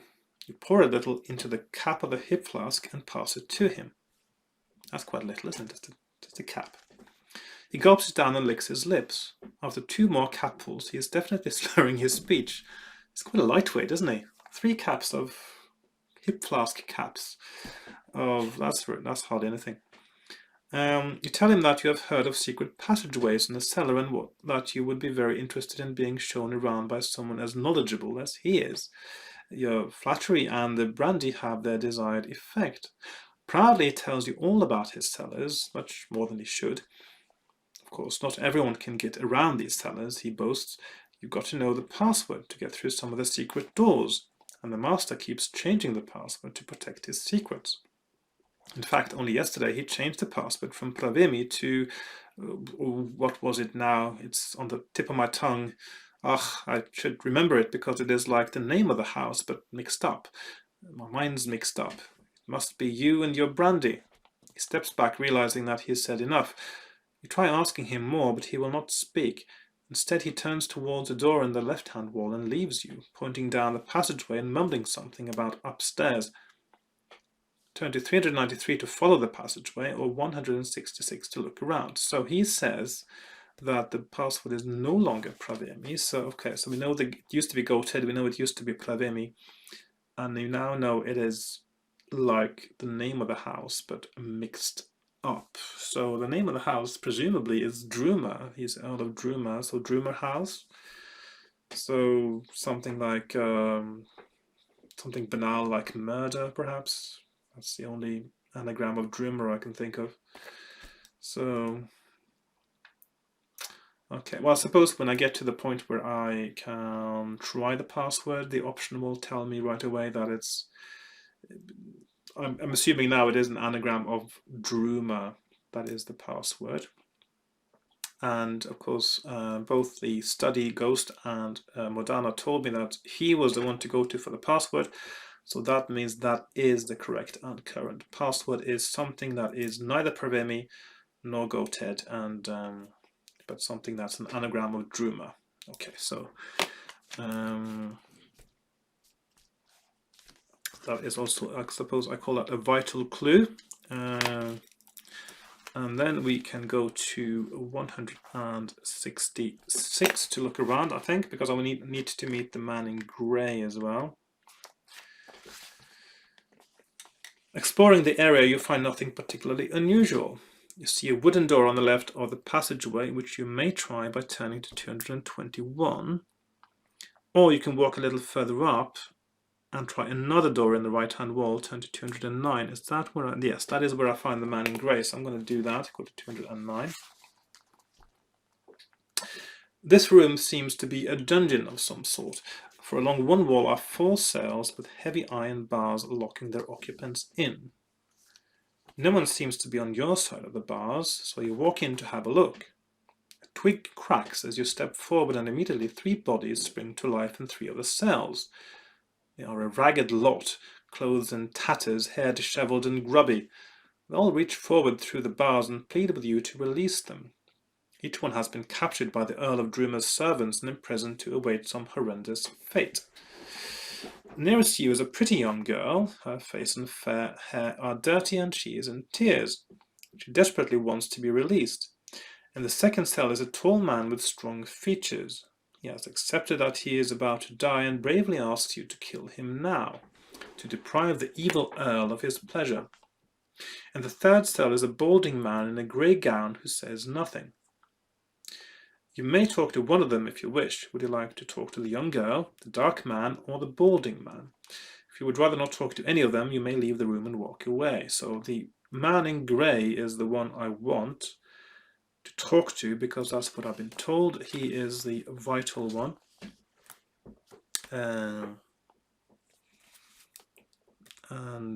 Yes, so it is, where are we? 363. Man in grey, yeah, there it is. You step up to the balding man's cell. Do not waste your time in here, he says, for you cannot help us. Our only hope is that you can destroy the evil in this house before it destroys us. But that is unlikely, because you would have to destroy the master first. He may only be killed with a crysknife, and then the battle may only take place in the Red Room, to symbolize a battle taking place in hell itself. The dining room upstairs has red walls, but it is always locked, and the key is hidden behind the mirror when ceremonies are taking place. So I want to get behind the mirror to find the key. If you can find the crysknife and the key, then you may save the world from the devilry that is brewing within these walls. But as for us, we will all be dead before the night is out. Don't waste your time with us. You listen to his advice and consider whether you ought to leave immediately, as he suggests, or whether you should talk to the others. Well, I'm going to do as he suggests, because I think he knows what he's talking about. So I'm going to go to 91 and leave immediately, which is that anywhere on my map now?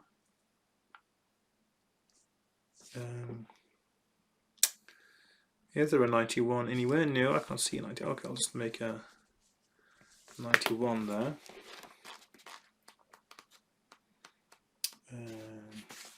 Further up the passage is another door in the right-hand wall. If you wish to try this door, turn to 112. Do I have 112? Oh, yes, there it is, actually. There is 91. Okay, so well, that is where I'm going, 91. Okay, so 112, which leads to the quiz, as I call it, which is where you meet somebody who is in a torture chamber and they ask you lots of questions and you get points for answering them to prove that you are the friend of the Earl of Dreamer, and if you don't answer quickly enough you lose stamina points because you're put on the rack. And I think that you actually don't get anything out of that apart from proving that you are not there to escape or kill someone. So I think that I'm going to avoid that encounter. Actually, I don't think you get anything out of it, which means I want to continue along the corridor and go to 393.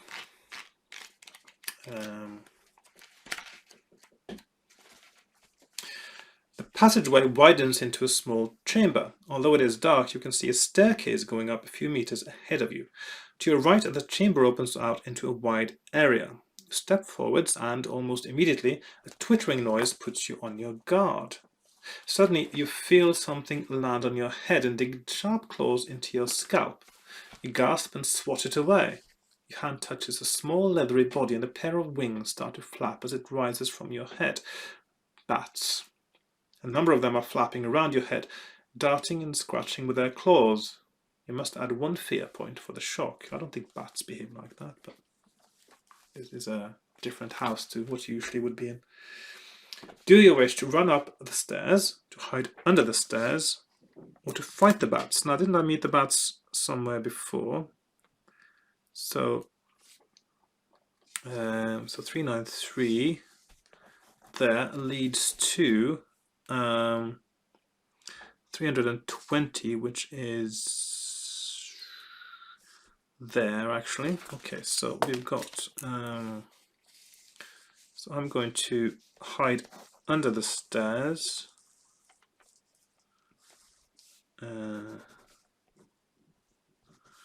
because I want to get under the stairs, because that's apparently where the secret room is that holds the crysknife. So according to Modana, so I want to get under the stairs. Fighting the bats is another option. Oh, that's not supposed to be green, that's supposed to be blue. Or running up the stairs, 370. Is there a 370 here? Oh yes, there it is. So 370, so that is down there. Okay, so yes. Okay, so I want to hide from the bats under the stairs because I want to get under the stairs, and then I'll see if I can find this knife. You shelter under the stairs and fend off the bats with your hands. They soon discover that they cannot get at you while you are tucked away, and they flap off back to the corner from which they came.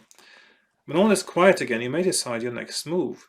Will you head up the stairs and open the door at the top, turn to 293,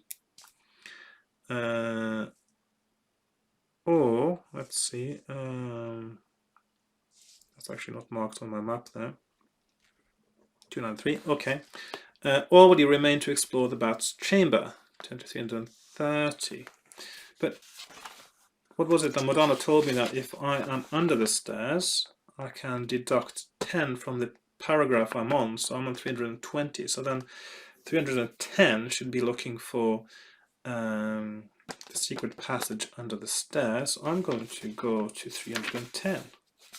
That's look interesting. 310 says, if you wish to look for secret doors, turn to 276. Okay, so I'm going to go here and just make this a little bit. Okay, so this is 310 and an asterisk there. I'm going to look for secret doors and go to 276. That must be the right thing to do, isn't it? So, otherwise return to the last reference and choose again. Okay, so 276.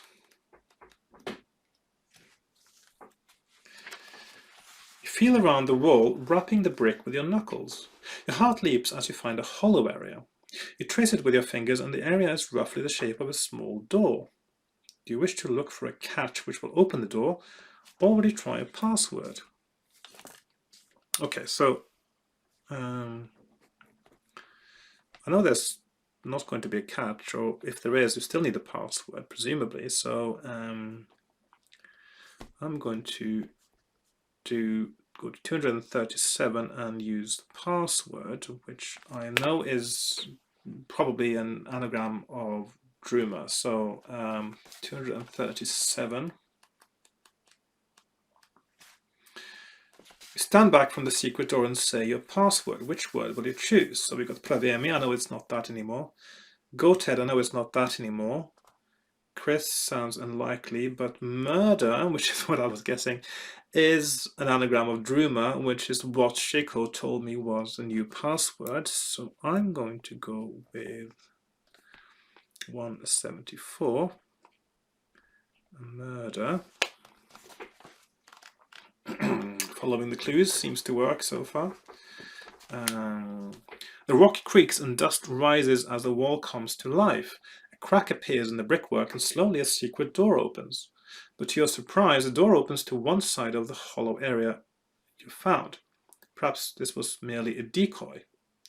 Moments later, the door is opened wide enough to let you see inside. You can see a small chamber with a table standing in the center. On the table is a box. If you wish to enter, turn to 48. If you would rather leave, you can climb the stairs and go through the door at the top. Go to 293, which is up there. So I got 293 or enter. So I'm going to have to enter now and hope this is the right thing. 48 decoy. So might there be other rooms then? Oh, maybe that would be quite cool, wouldn't it, if the different passwords open different rooms and the other ones are traps.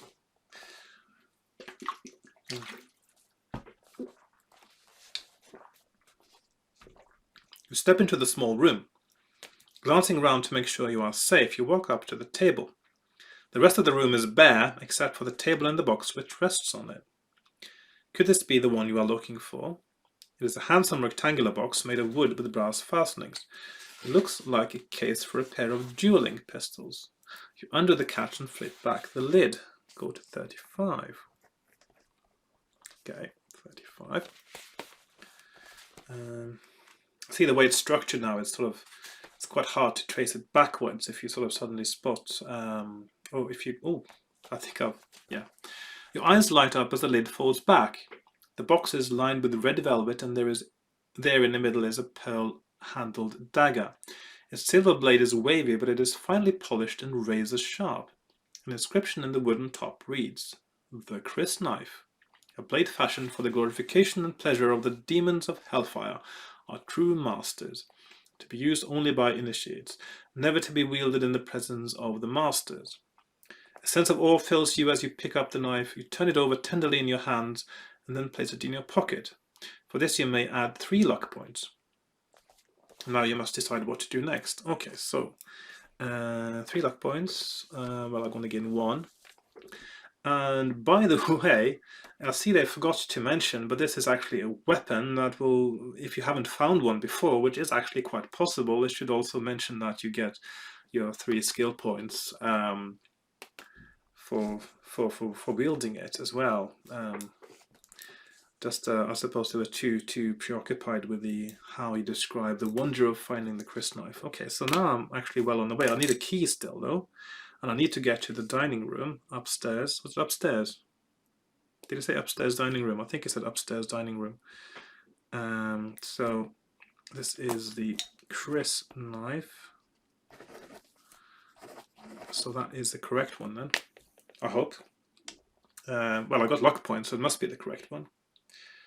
You must decide what to do next. Will you leave the way you entered and climb the stairs to the ground floor? Well, it's the upstairs room I'm looking for, isn't it?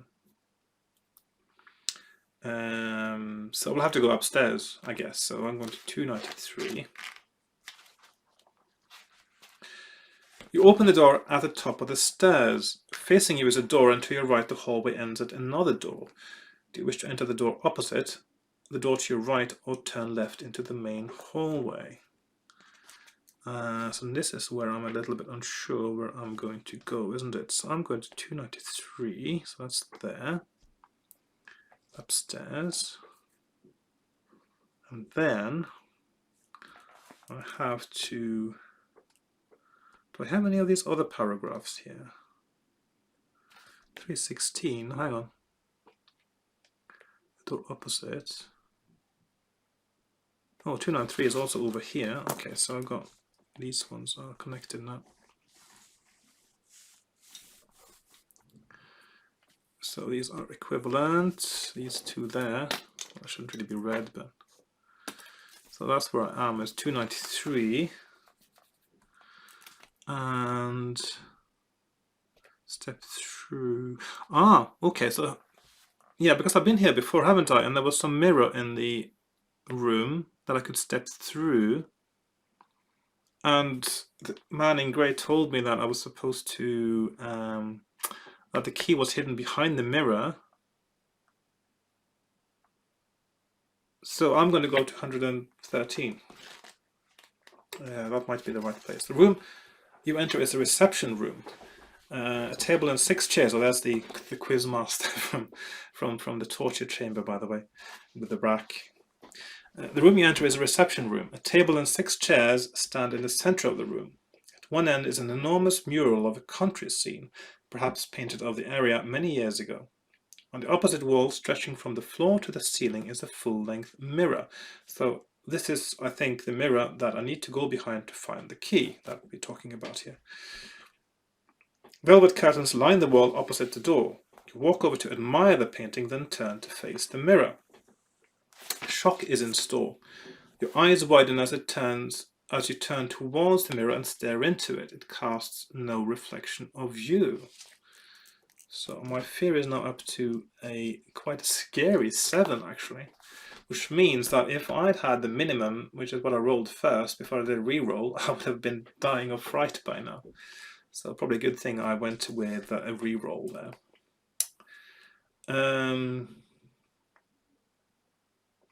Right, so you walk closer to the mirror, but still no reflection appears, although you can see the table and the wall behind you clearly.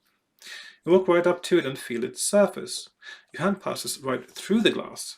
So it's not really a mirror then, is it? Or a magic mirror? Pulling it back quickly, you consider the situation. Will you leave this room, step through the mirror, or investigate the room further? So I suppose I should probably investigate the room then. I'm going to investigate the room because there must be something here. Am I behind the mirror or in front of the mirror? I'm a bit confused now because the mirror, I'm in the other room. It looks like there's a mirror of the same room. So there's 2 of the same room. And so one of them is behind and one is in front of the mirror, or they're both in front or behind, depending on where you look at it from. So I'm not sure where the key would be.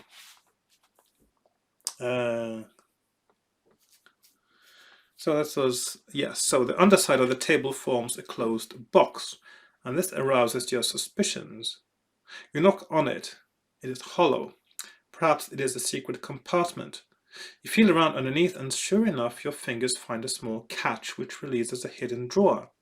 Inside this drawer is a leather box. But wait, what is that noise? You can hear footsteps outside the door.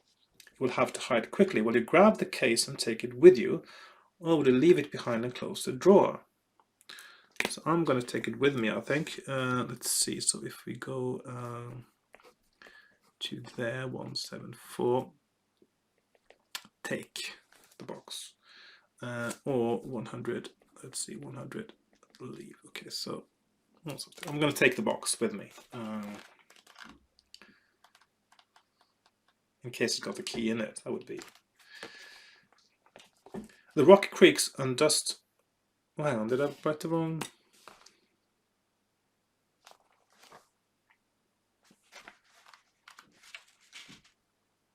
Oh, 147, yes, okay, not 174. 147, I wrote the wrong number there. 147, okay.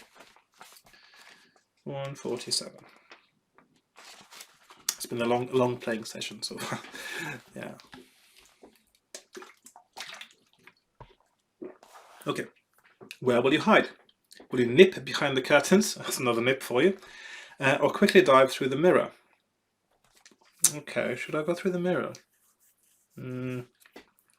Curtains, I don't know, it's a bit risky being behind the curtains, because if somebody's coming into the room, they could see me. If I go through the mirror, they wouldn't see me, perhaps.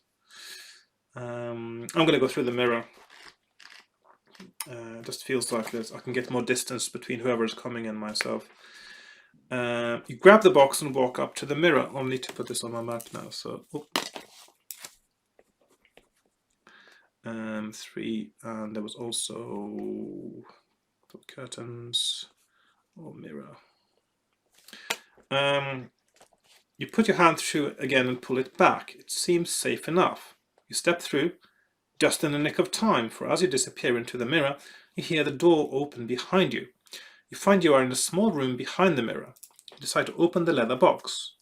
Inside is a golden key which you put in your pocket. Okay, so I've got the golden key. Ooh. So I've got the crysknife and I've got a key. Now I just need to find my way to the dining room. Now turn to 160. Behind the mirror is a small chamber, just large enough for you to turn around in. There are 2 doors in the chamber. Do you want to try the left-hand door or the right-hand door? Or would you rather step back through the mirror? So this is... Oh, hang on, I'm at 160 again now. So that is... so that's back to where I've already mapped a little bit. So I'm going to go up there to 160.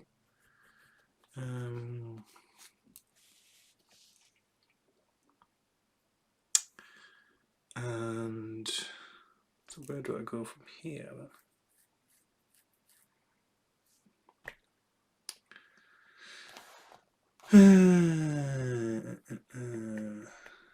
So left-hand door or right-hand door?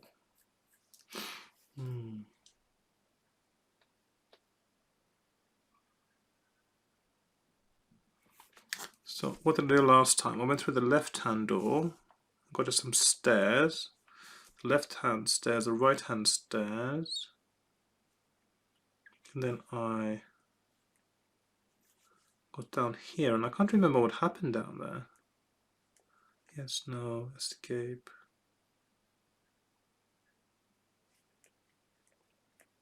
But I didn't get anywhere. Maybe I should try the right. Maybe I should try the right hand door this time, because the left one didn't seem to lead anywhere interesting necessarily. Oh, the door is locked. If you have any keys with you, you may try them in the lock. Do you have a golden key? If so, you can try it by turning to 10. If not, turn to 204. Okay, so this is possibly where I need the golden key. Okay, so that is the right place to go in that case. I'll just make a note of that. Well, probably the right place. So if I then move to, I'll just move up here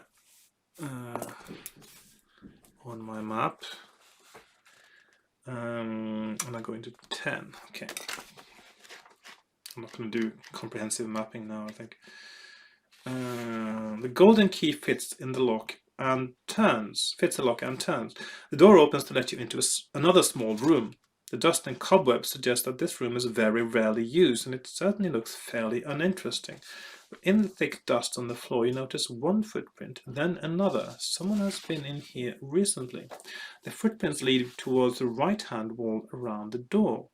Behind a loose stone in the wall, you find what it was that this visitor came to hide. A large cast iron key. So there's another key, okay. Cast iron key. You pick it up and examine it. It is heavy and fairly crudely made and has the number 27 cast into it. 27, okay, maybe that's another paragraph reference. You put this in your pocket. Nothing else of interest seems to be in the room, but you may add 2 luck points. Again, I can't add anymore. Okay, so 10, so that's iron key, luck plus 2. I suppose there are a few places then you can actually use luck in combat now, because you get actually 3 for finding the crystal knife and you get 2 for finding this key, which means you could have used 5 luck points actually. Actually plus 3 luck for finding the crystal knife. I forgot to put that on my map. And now I must leave the chamber, it says, and go to 204. Okay.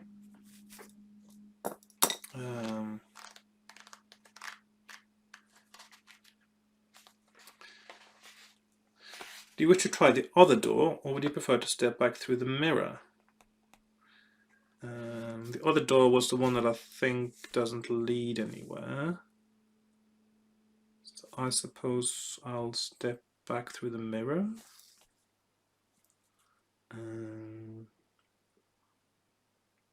Yeah, okay, I'll step back through the, so that's 349. That wasn't an option earlier, was it?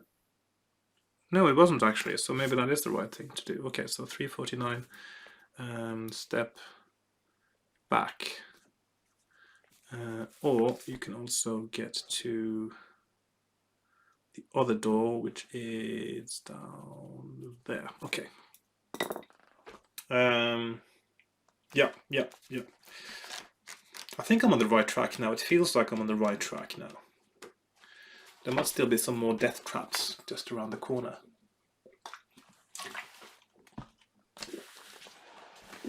Okay.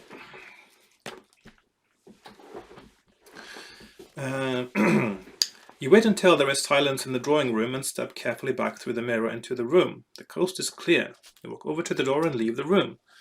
Turn to 131. Okay, so this is actually somewhere where I could have been before. So 131 and leave. So that's down there on the map. Okay. So 131, and I have not been there before, so that is interesting again. You leave the room cautiously and look around in the hallway. There is no one in sight. Excuse me, there is a door onto your left, which you may try by turning to 211. Excuse me. Otherwise, you may turn right and follow the hallway round. So it's either, let's see, go on my map over here. So it's either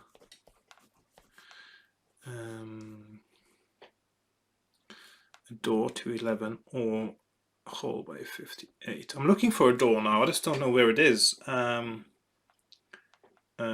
I need to go into to get to the red dining room. But yeah, I'll try the door anyway and see what that might be. It might be the right one. I might have to search a bit longer. I'm very confused now as to where I'm actually geographically in the house, because you've sort of gone through quite a roundabout way to get to this point. I mean, I've been downstairs and I've been gone back up again, and I'm not sure where the stairs are in relation to the rooms in the main level that I've been to. Anyway. The door is locked and you will not be able to open it. You turn around and follow the hallway. Okay, so that was a dead end in that case. Okay, so there's only one way. Actually, 58. The hallway widens. You walk across to another hallway and continue in the direction you were walking until you reach 2 doors opposite each other. Try the door on the right or the door on the left. Okay, so we have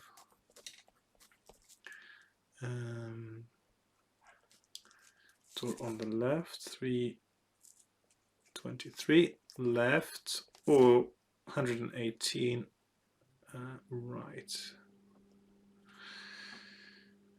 Eeny, meeny, miny, mo. Door on the left.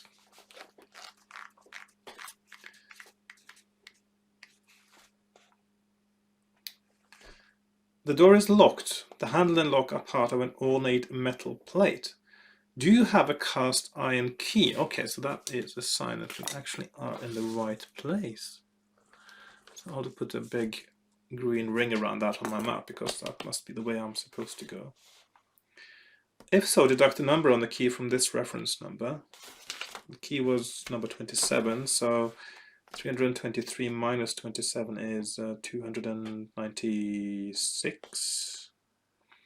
Turn to the resulting reference to open the door. Otherwise, you must try the door opposite and quickly, because you can hear footsteps approaching from the hallway. So, okay, so that is the wrong way to go then in that case. But I'm just going to move down here and go to 296 asterisk, because that's not an actual reference in the paragraph itself. And it's 296, isn't it? Yes. Oh, there we are. The key turns and the door opens. You step into the dining room. The long table is set for two with fine silver. A sparkling chandelier festooned with candles lights the room.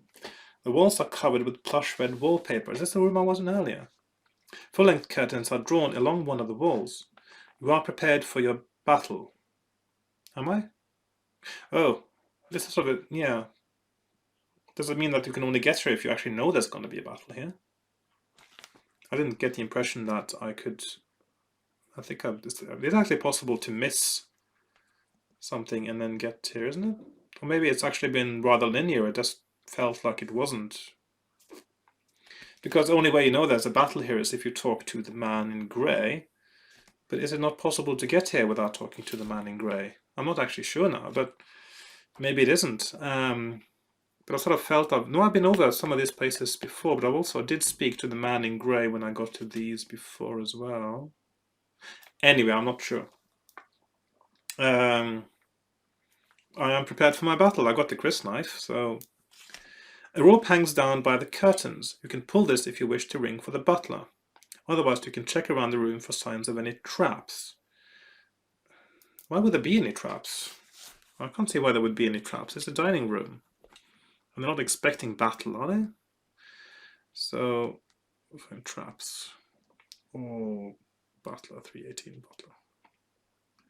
So, I don't know, I'm just going to ring for the butler.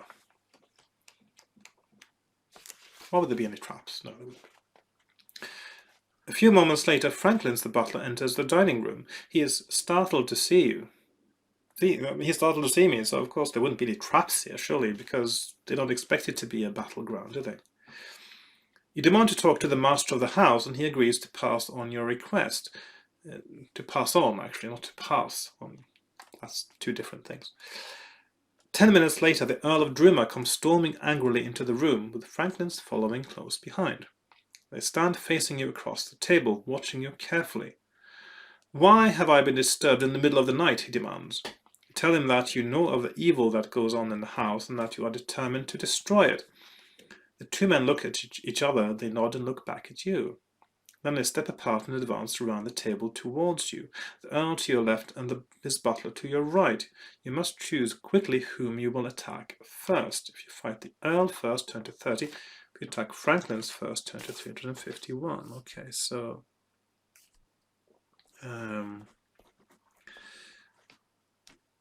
so the plot thickens. I either the Earl first, so... Okay, so... I'm thinking that the final battle surely must be with the Earl, because he is the master of the house. So, so either the thing is, I'm thinking if I try to attack the Earl first, the butler's going to do something dodgy, and so probably I would have to attack the butler first, get him out of the way somehow, and then deal with the Earl. I think that's the way to go. So I'm going to attack Franklin's first. It would seem strange if the last battle wasn't with the master. I suppose it's possible that the Earl's going to do something. I don't know. I'm going to try to get rid of the butler first, get him out of the way, and then I can deal with the Earl. So you turn towards the butler. He stops and takes a step backwards. You step forwards. Franklin runs round to the other side of the table. "Franklins!" screams the Earl. "Move in, man! Step up and attack!" The butler twitches nervously. Will you continue pursuing him, or will you leave the cowardly butler for the time being and concentrate on the Earl? I think it's not going to be cowardly once I concentrate. It's going to be, because if he is a coward, he is going to be more likely to stab me in the back. Whereas the Earl might actually be, he is a nobleman after all. He would fight like a gentleman, so he would wait until he wouldn't sneak up behind you and stab you in the back. So I still think I should go after the butler and get him out of the way. So I'm going to continue pursuing the butler and leave the Earl for afterwards. So the butler is not a gentleman after all. It's a gentleman's gentleman, but it's not a gentleman in the sense that he has a rank of nobility or any sort. So you catch up with the butler in the corner of the room, resolve your fight with him, and if you are attacking with a Chris dagger, add 3 points to your skill during the battle. Okay, so it's a very good weapon then.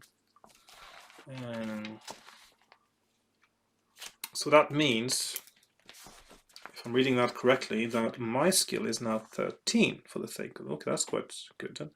So I'm 13 and 17 stamina. I've still got my bonus from drinking the yellow drink in that room. So, and he's got 8.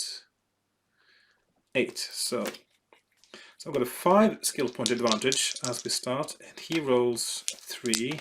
I rolled a 7, so he's down to 6. He rolls an 8. Oh, hang on. When you have inflicted your first wound on Franklin's turn to 181. Okay, so something happens. Oh, maybe I made a mistake. Maybe I should have gone for the Earl instead. Maybe he's going to do something dodgy now. Oh dear. So close. Well, if the thing is, if this goes all pear-shaped now, I sort of know exactly where I'm going and what I'm doing, so I probably wouldn't play it again because I would do exactly the same as I did in this playthrough. So I can't see how I would do anything differently. I got all the clues. I got the knife, I got the key, I got the location where I'm going to, and the only difference would be my abilities and the outcomes of the battles. And if that is the only difference, then there's no point doing it all over again, because then it's all just dice rolls, really. So if I lose now, I will have to do a sort of save game thing where I just say, well, that didn't happen. I'm going to do this instead. Otherwise, I'm not going to do another 2.5 hours of this just to do this all over again. I've sort of lost my track where I'm going now. 336, and then hang on. I forgot to write down the reference. Okay, so when you have inflicted your first wound on Franklin's, go to 181. Okay, so I'll put that down here in case I need room for the Earl as well on my map. So I will probably need that. So first wound. Okay, and he was an 8. Okay, so 181. Okay, let's hope the gentleman is a gentlemanly. Oh my, yes. The butler screams as your blow strikes him. The man is obviously not the violent type, as the agony in his voice is certainly not warranted by your modest hit. His cry continues. It becomes deafening, and you are forced to step back and cover your ears with your hands. But this is not the anguish of an injured man. Steam begins to rise from the floor, and it engulfs the butler. His expression changes from a scream to a vicious snarl, and his eyes widen. A transformation is taking place.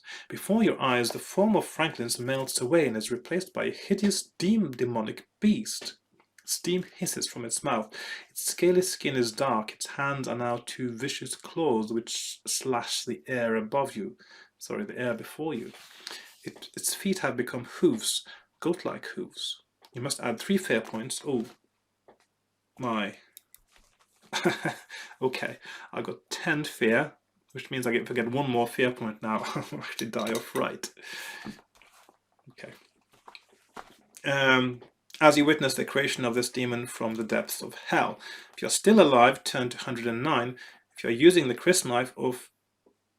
Yeah, if you're still alive, turn to 109 if you're using the crysknife, or 52 if you are not. So, yes, I'm sort of glad I have the crysknife now, because probably the only way you can do anything with a demon of hell like this is to have a crysknife. So the butler is a demon as well. Who knew?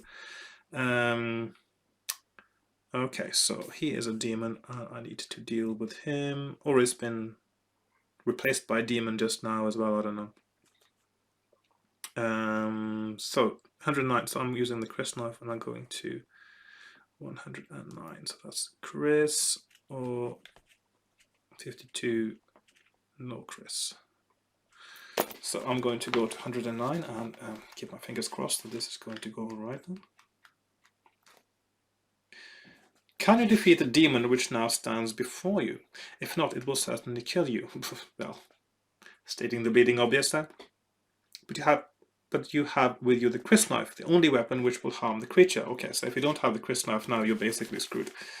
So it is possible to get here without the crysknife then, in that case.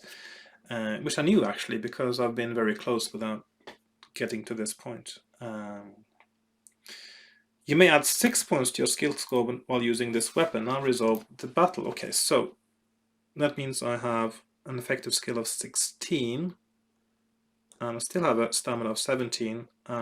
He has a hell demon, has a skill of 14, so that's not a huge advantage, and a stamina of 12. Okay, so let's start rolling. So I've got only 2 points skill advantage. He rolls an 11. I rolled a 5, but remember I did drink the potion, so I've got 2 hits that will not injure me. He rolls a 2, and that's better.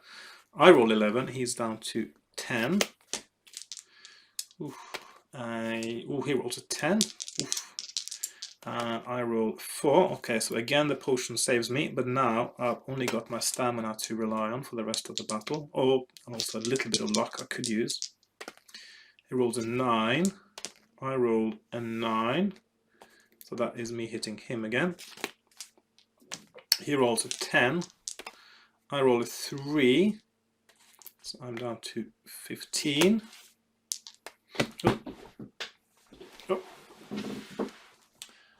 And where's my die disappeared there? Okay. Okay, so he rolls an 8. I roll a 7, so that's me hitting him again, only just. Should I use the luck as well to do more damage? Luck of 8 is a bit risky. I don't want to. Yeah, no, I think I'll leave that for now until I'm desperate. So he rolls 4. That's better. I roll a 5. He's down to 4 hit points. He rolls a 10, and I roll a 2, so I'm down to 13. He rolls a 10. I roll a 10, so that he's down to 2 hit points. He rolls a 6. I roll a 12, so I end with a final flourish and a critical hit, stabbing it straight in the heart, to the extent that a demonic beast like that even needs a heart. And he is dead. Whew. Yeah. Well, I did have quite a lot to go on actually, but fear. I mean, 1 point away from being frightened to death. Now, what about the Earl? If you win the fight, turn to 4. Oh, hang on. Turn to 400. Oh. What about the Earl? What happened to the Earl? The creature howls as you strike the final blow. It totters on its hooves and crashes down onto the table. As it falls, its flailing arms smash into the chandelier in the center of the room, scattering candles onto the floor. From behind you, another cry goes up, and your other attacker, whom you have forgotten about completely, well, I hadn't actually, springs over to the table to hug the beast pitifully. You ought to kill both of them, but the pathetic sobbing creature hunched over the huge bulk is hardly worth considering. In any case, something else much more dangerous has caught your attention. One of the candles which was knocked from the chandelier has rolled across the floor and set light to the heavy curtains. The fire is spreading rapidly. You must escape quickly. Smoke is beginning to creep out of the room as you close the front door behind you. Walking down the drive, you glance back to see the fire making rapid progress through the ground floor. How did I get out of the house? All the doors have been locked before, haven't they? Flames are licking along the wooden beams. In an hour or so, the place will be beyond rescue. From a safe distance, you watch the fire destroy the house. A fitting end, you think, for a house of hell. But what about the Earl? What about... I thought I was supposed to kill the Earl as well.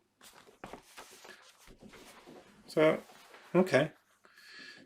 I suppose it's actually, well, actually in the sort of Hammer horror thing, maybe it's a good thing that the Earl didn't die, which means he can come back in the sequel. Yes, that's a bit weird. Okay, so, all right. So, what does that mean? Does it mean that the Earl, was it the Butler that was the master secretly, or does it mean, I don't know. That's a bit somehow. Hang on, I just have to check this now because I did just one, but what happens if you attack the Earl? Sort of curiosity. Okay, so he's got 9, 10 if you win. So he doesn't... Okay, so if you attack the Earl and nothing... It's just a normal battle. And we've got of Franklin's.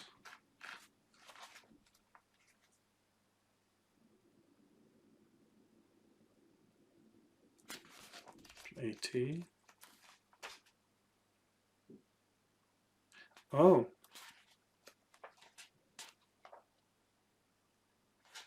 So it looks like, actually, if you attack the Earl first, spoilers. Well, this whole episode is full of spoilers. You die because the master is actually secretly the Butler, which leads me to something actually didn't...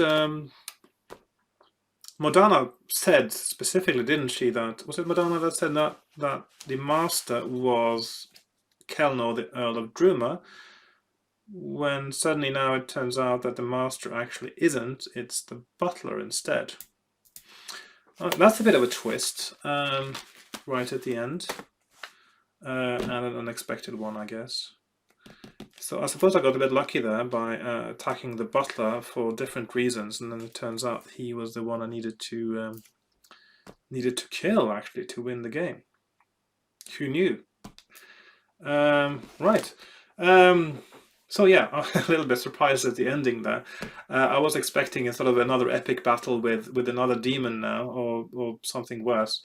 And then it turns out that was the big boss battle was with what I thought wasn't the boss. I thought it was the servant, but there you go.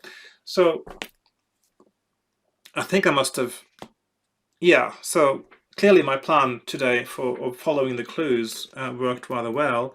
I'm still not sure if there were any. I'm sure there must have been some choices I made that could have gone the other way because there are quite elaborate traps in this one, and I think there are lots of places where you can die as well. Certainly, I've seen a few insta-deaths around, and I'm sure there are more of them, especially if you sort of manage to mix up with the cultists doing the ceremony, which you apparently don't need to do at all to get through this.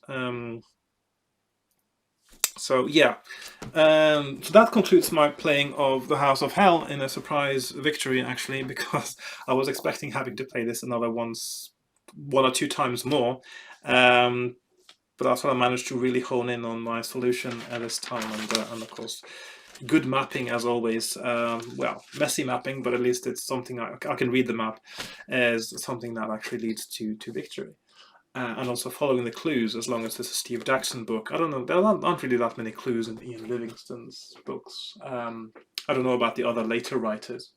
So that means next time I'm playing Fighting Fantasy, we are starting on the Talisman of Death, which is quite a thick book, actually. One of the thicker ones, I think, in the series.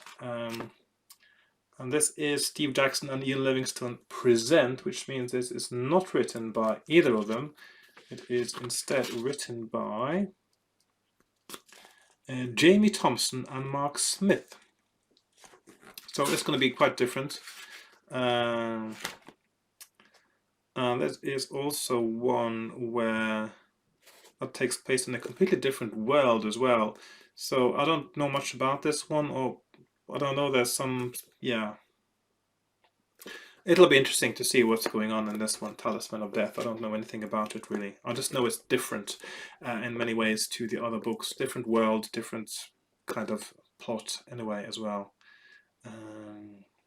Yeah, so thanks for watching. If you've managed to follow my journey all the way through the House of Hell to the other end, the ending was yeah, a little bit surprising, and I don't know. In one way, it wasn't quite as fulfilling as I thought it would be either.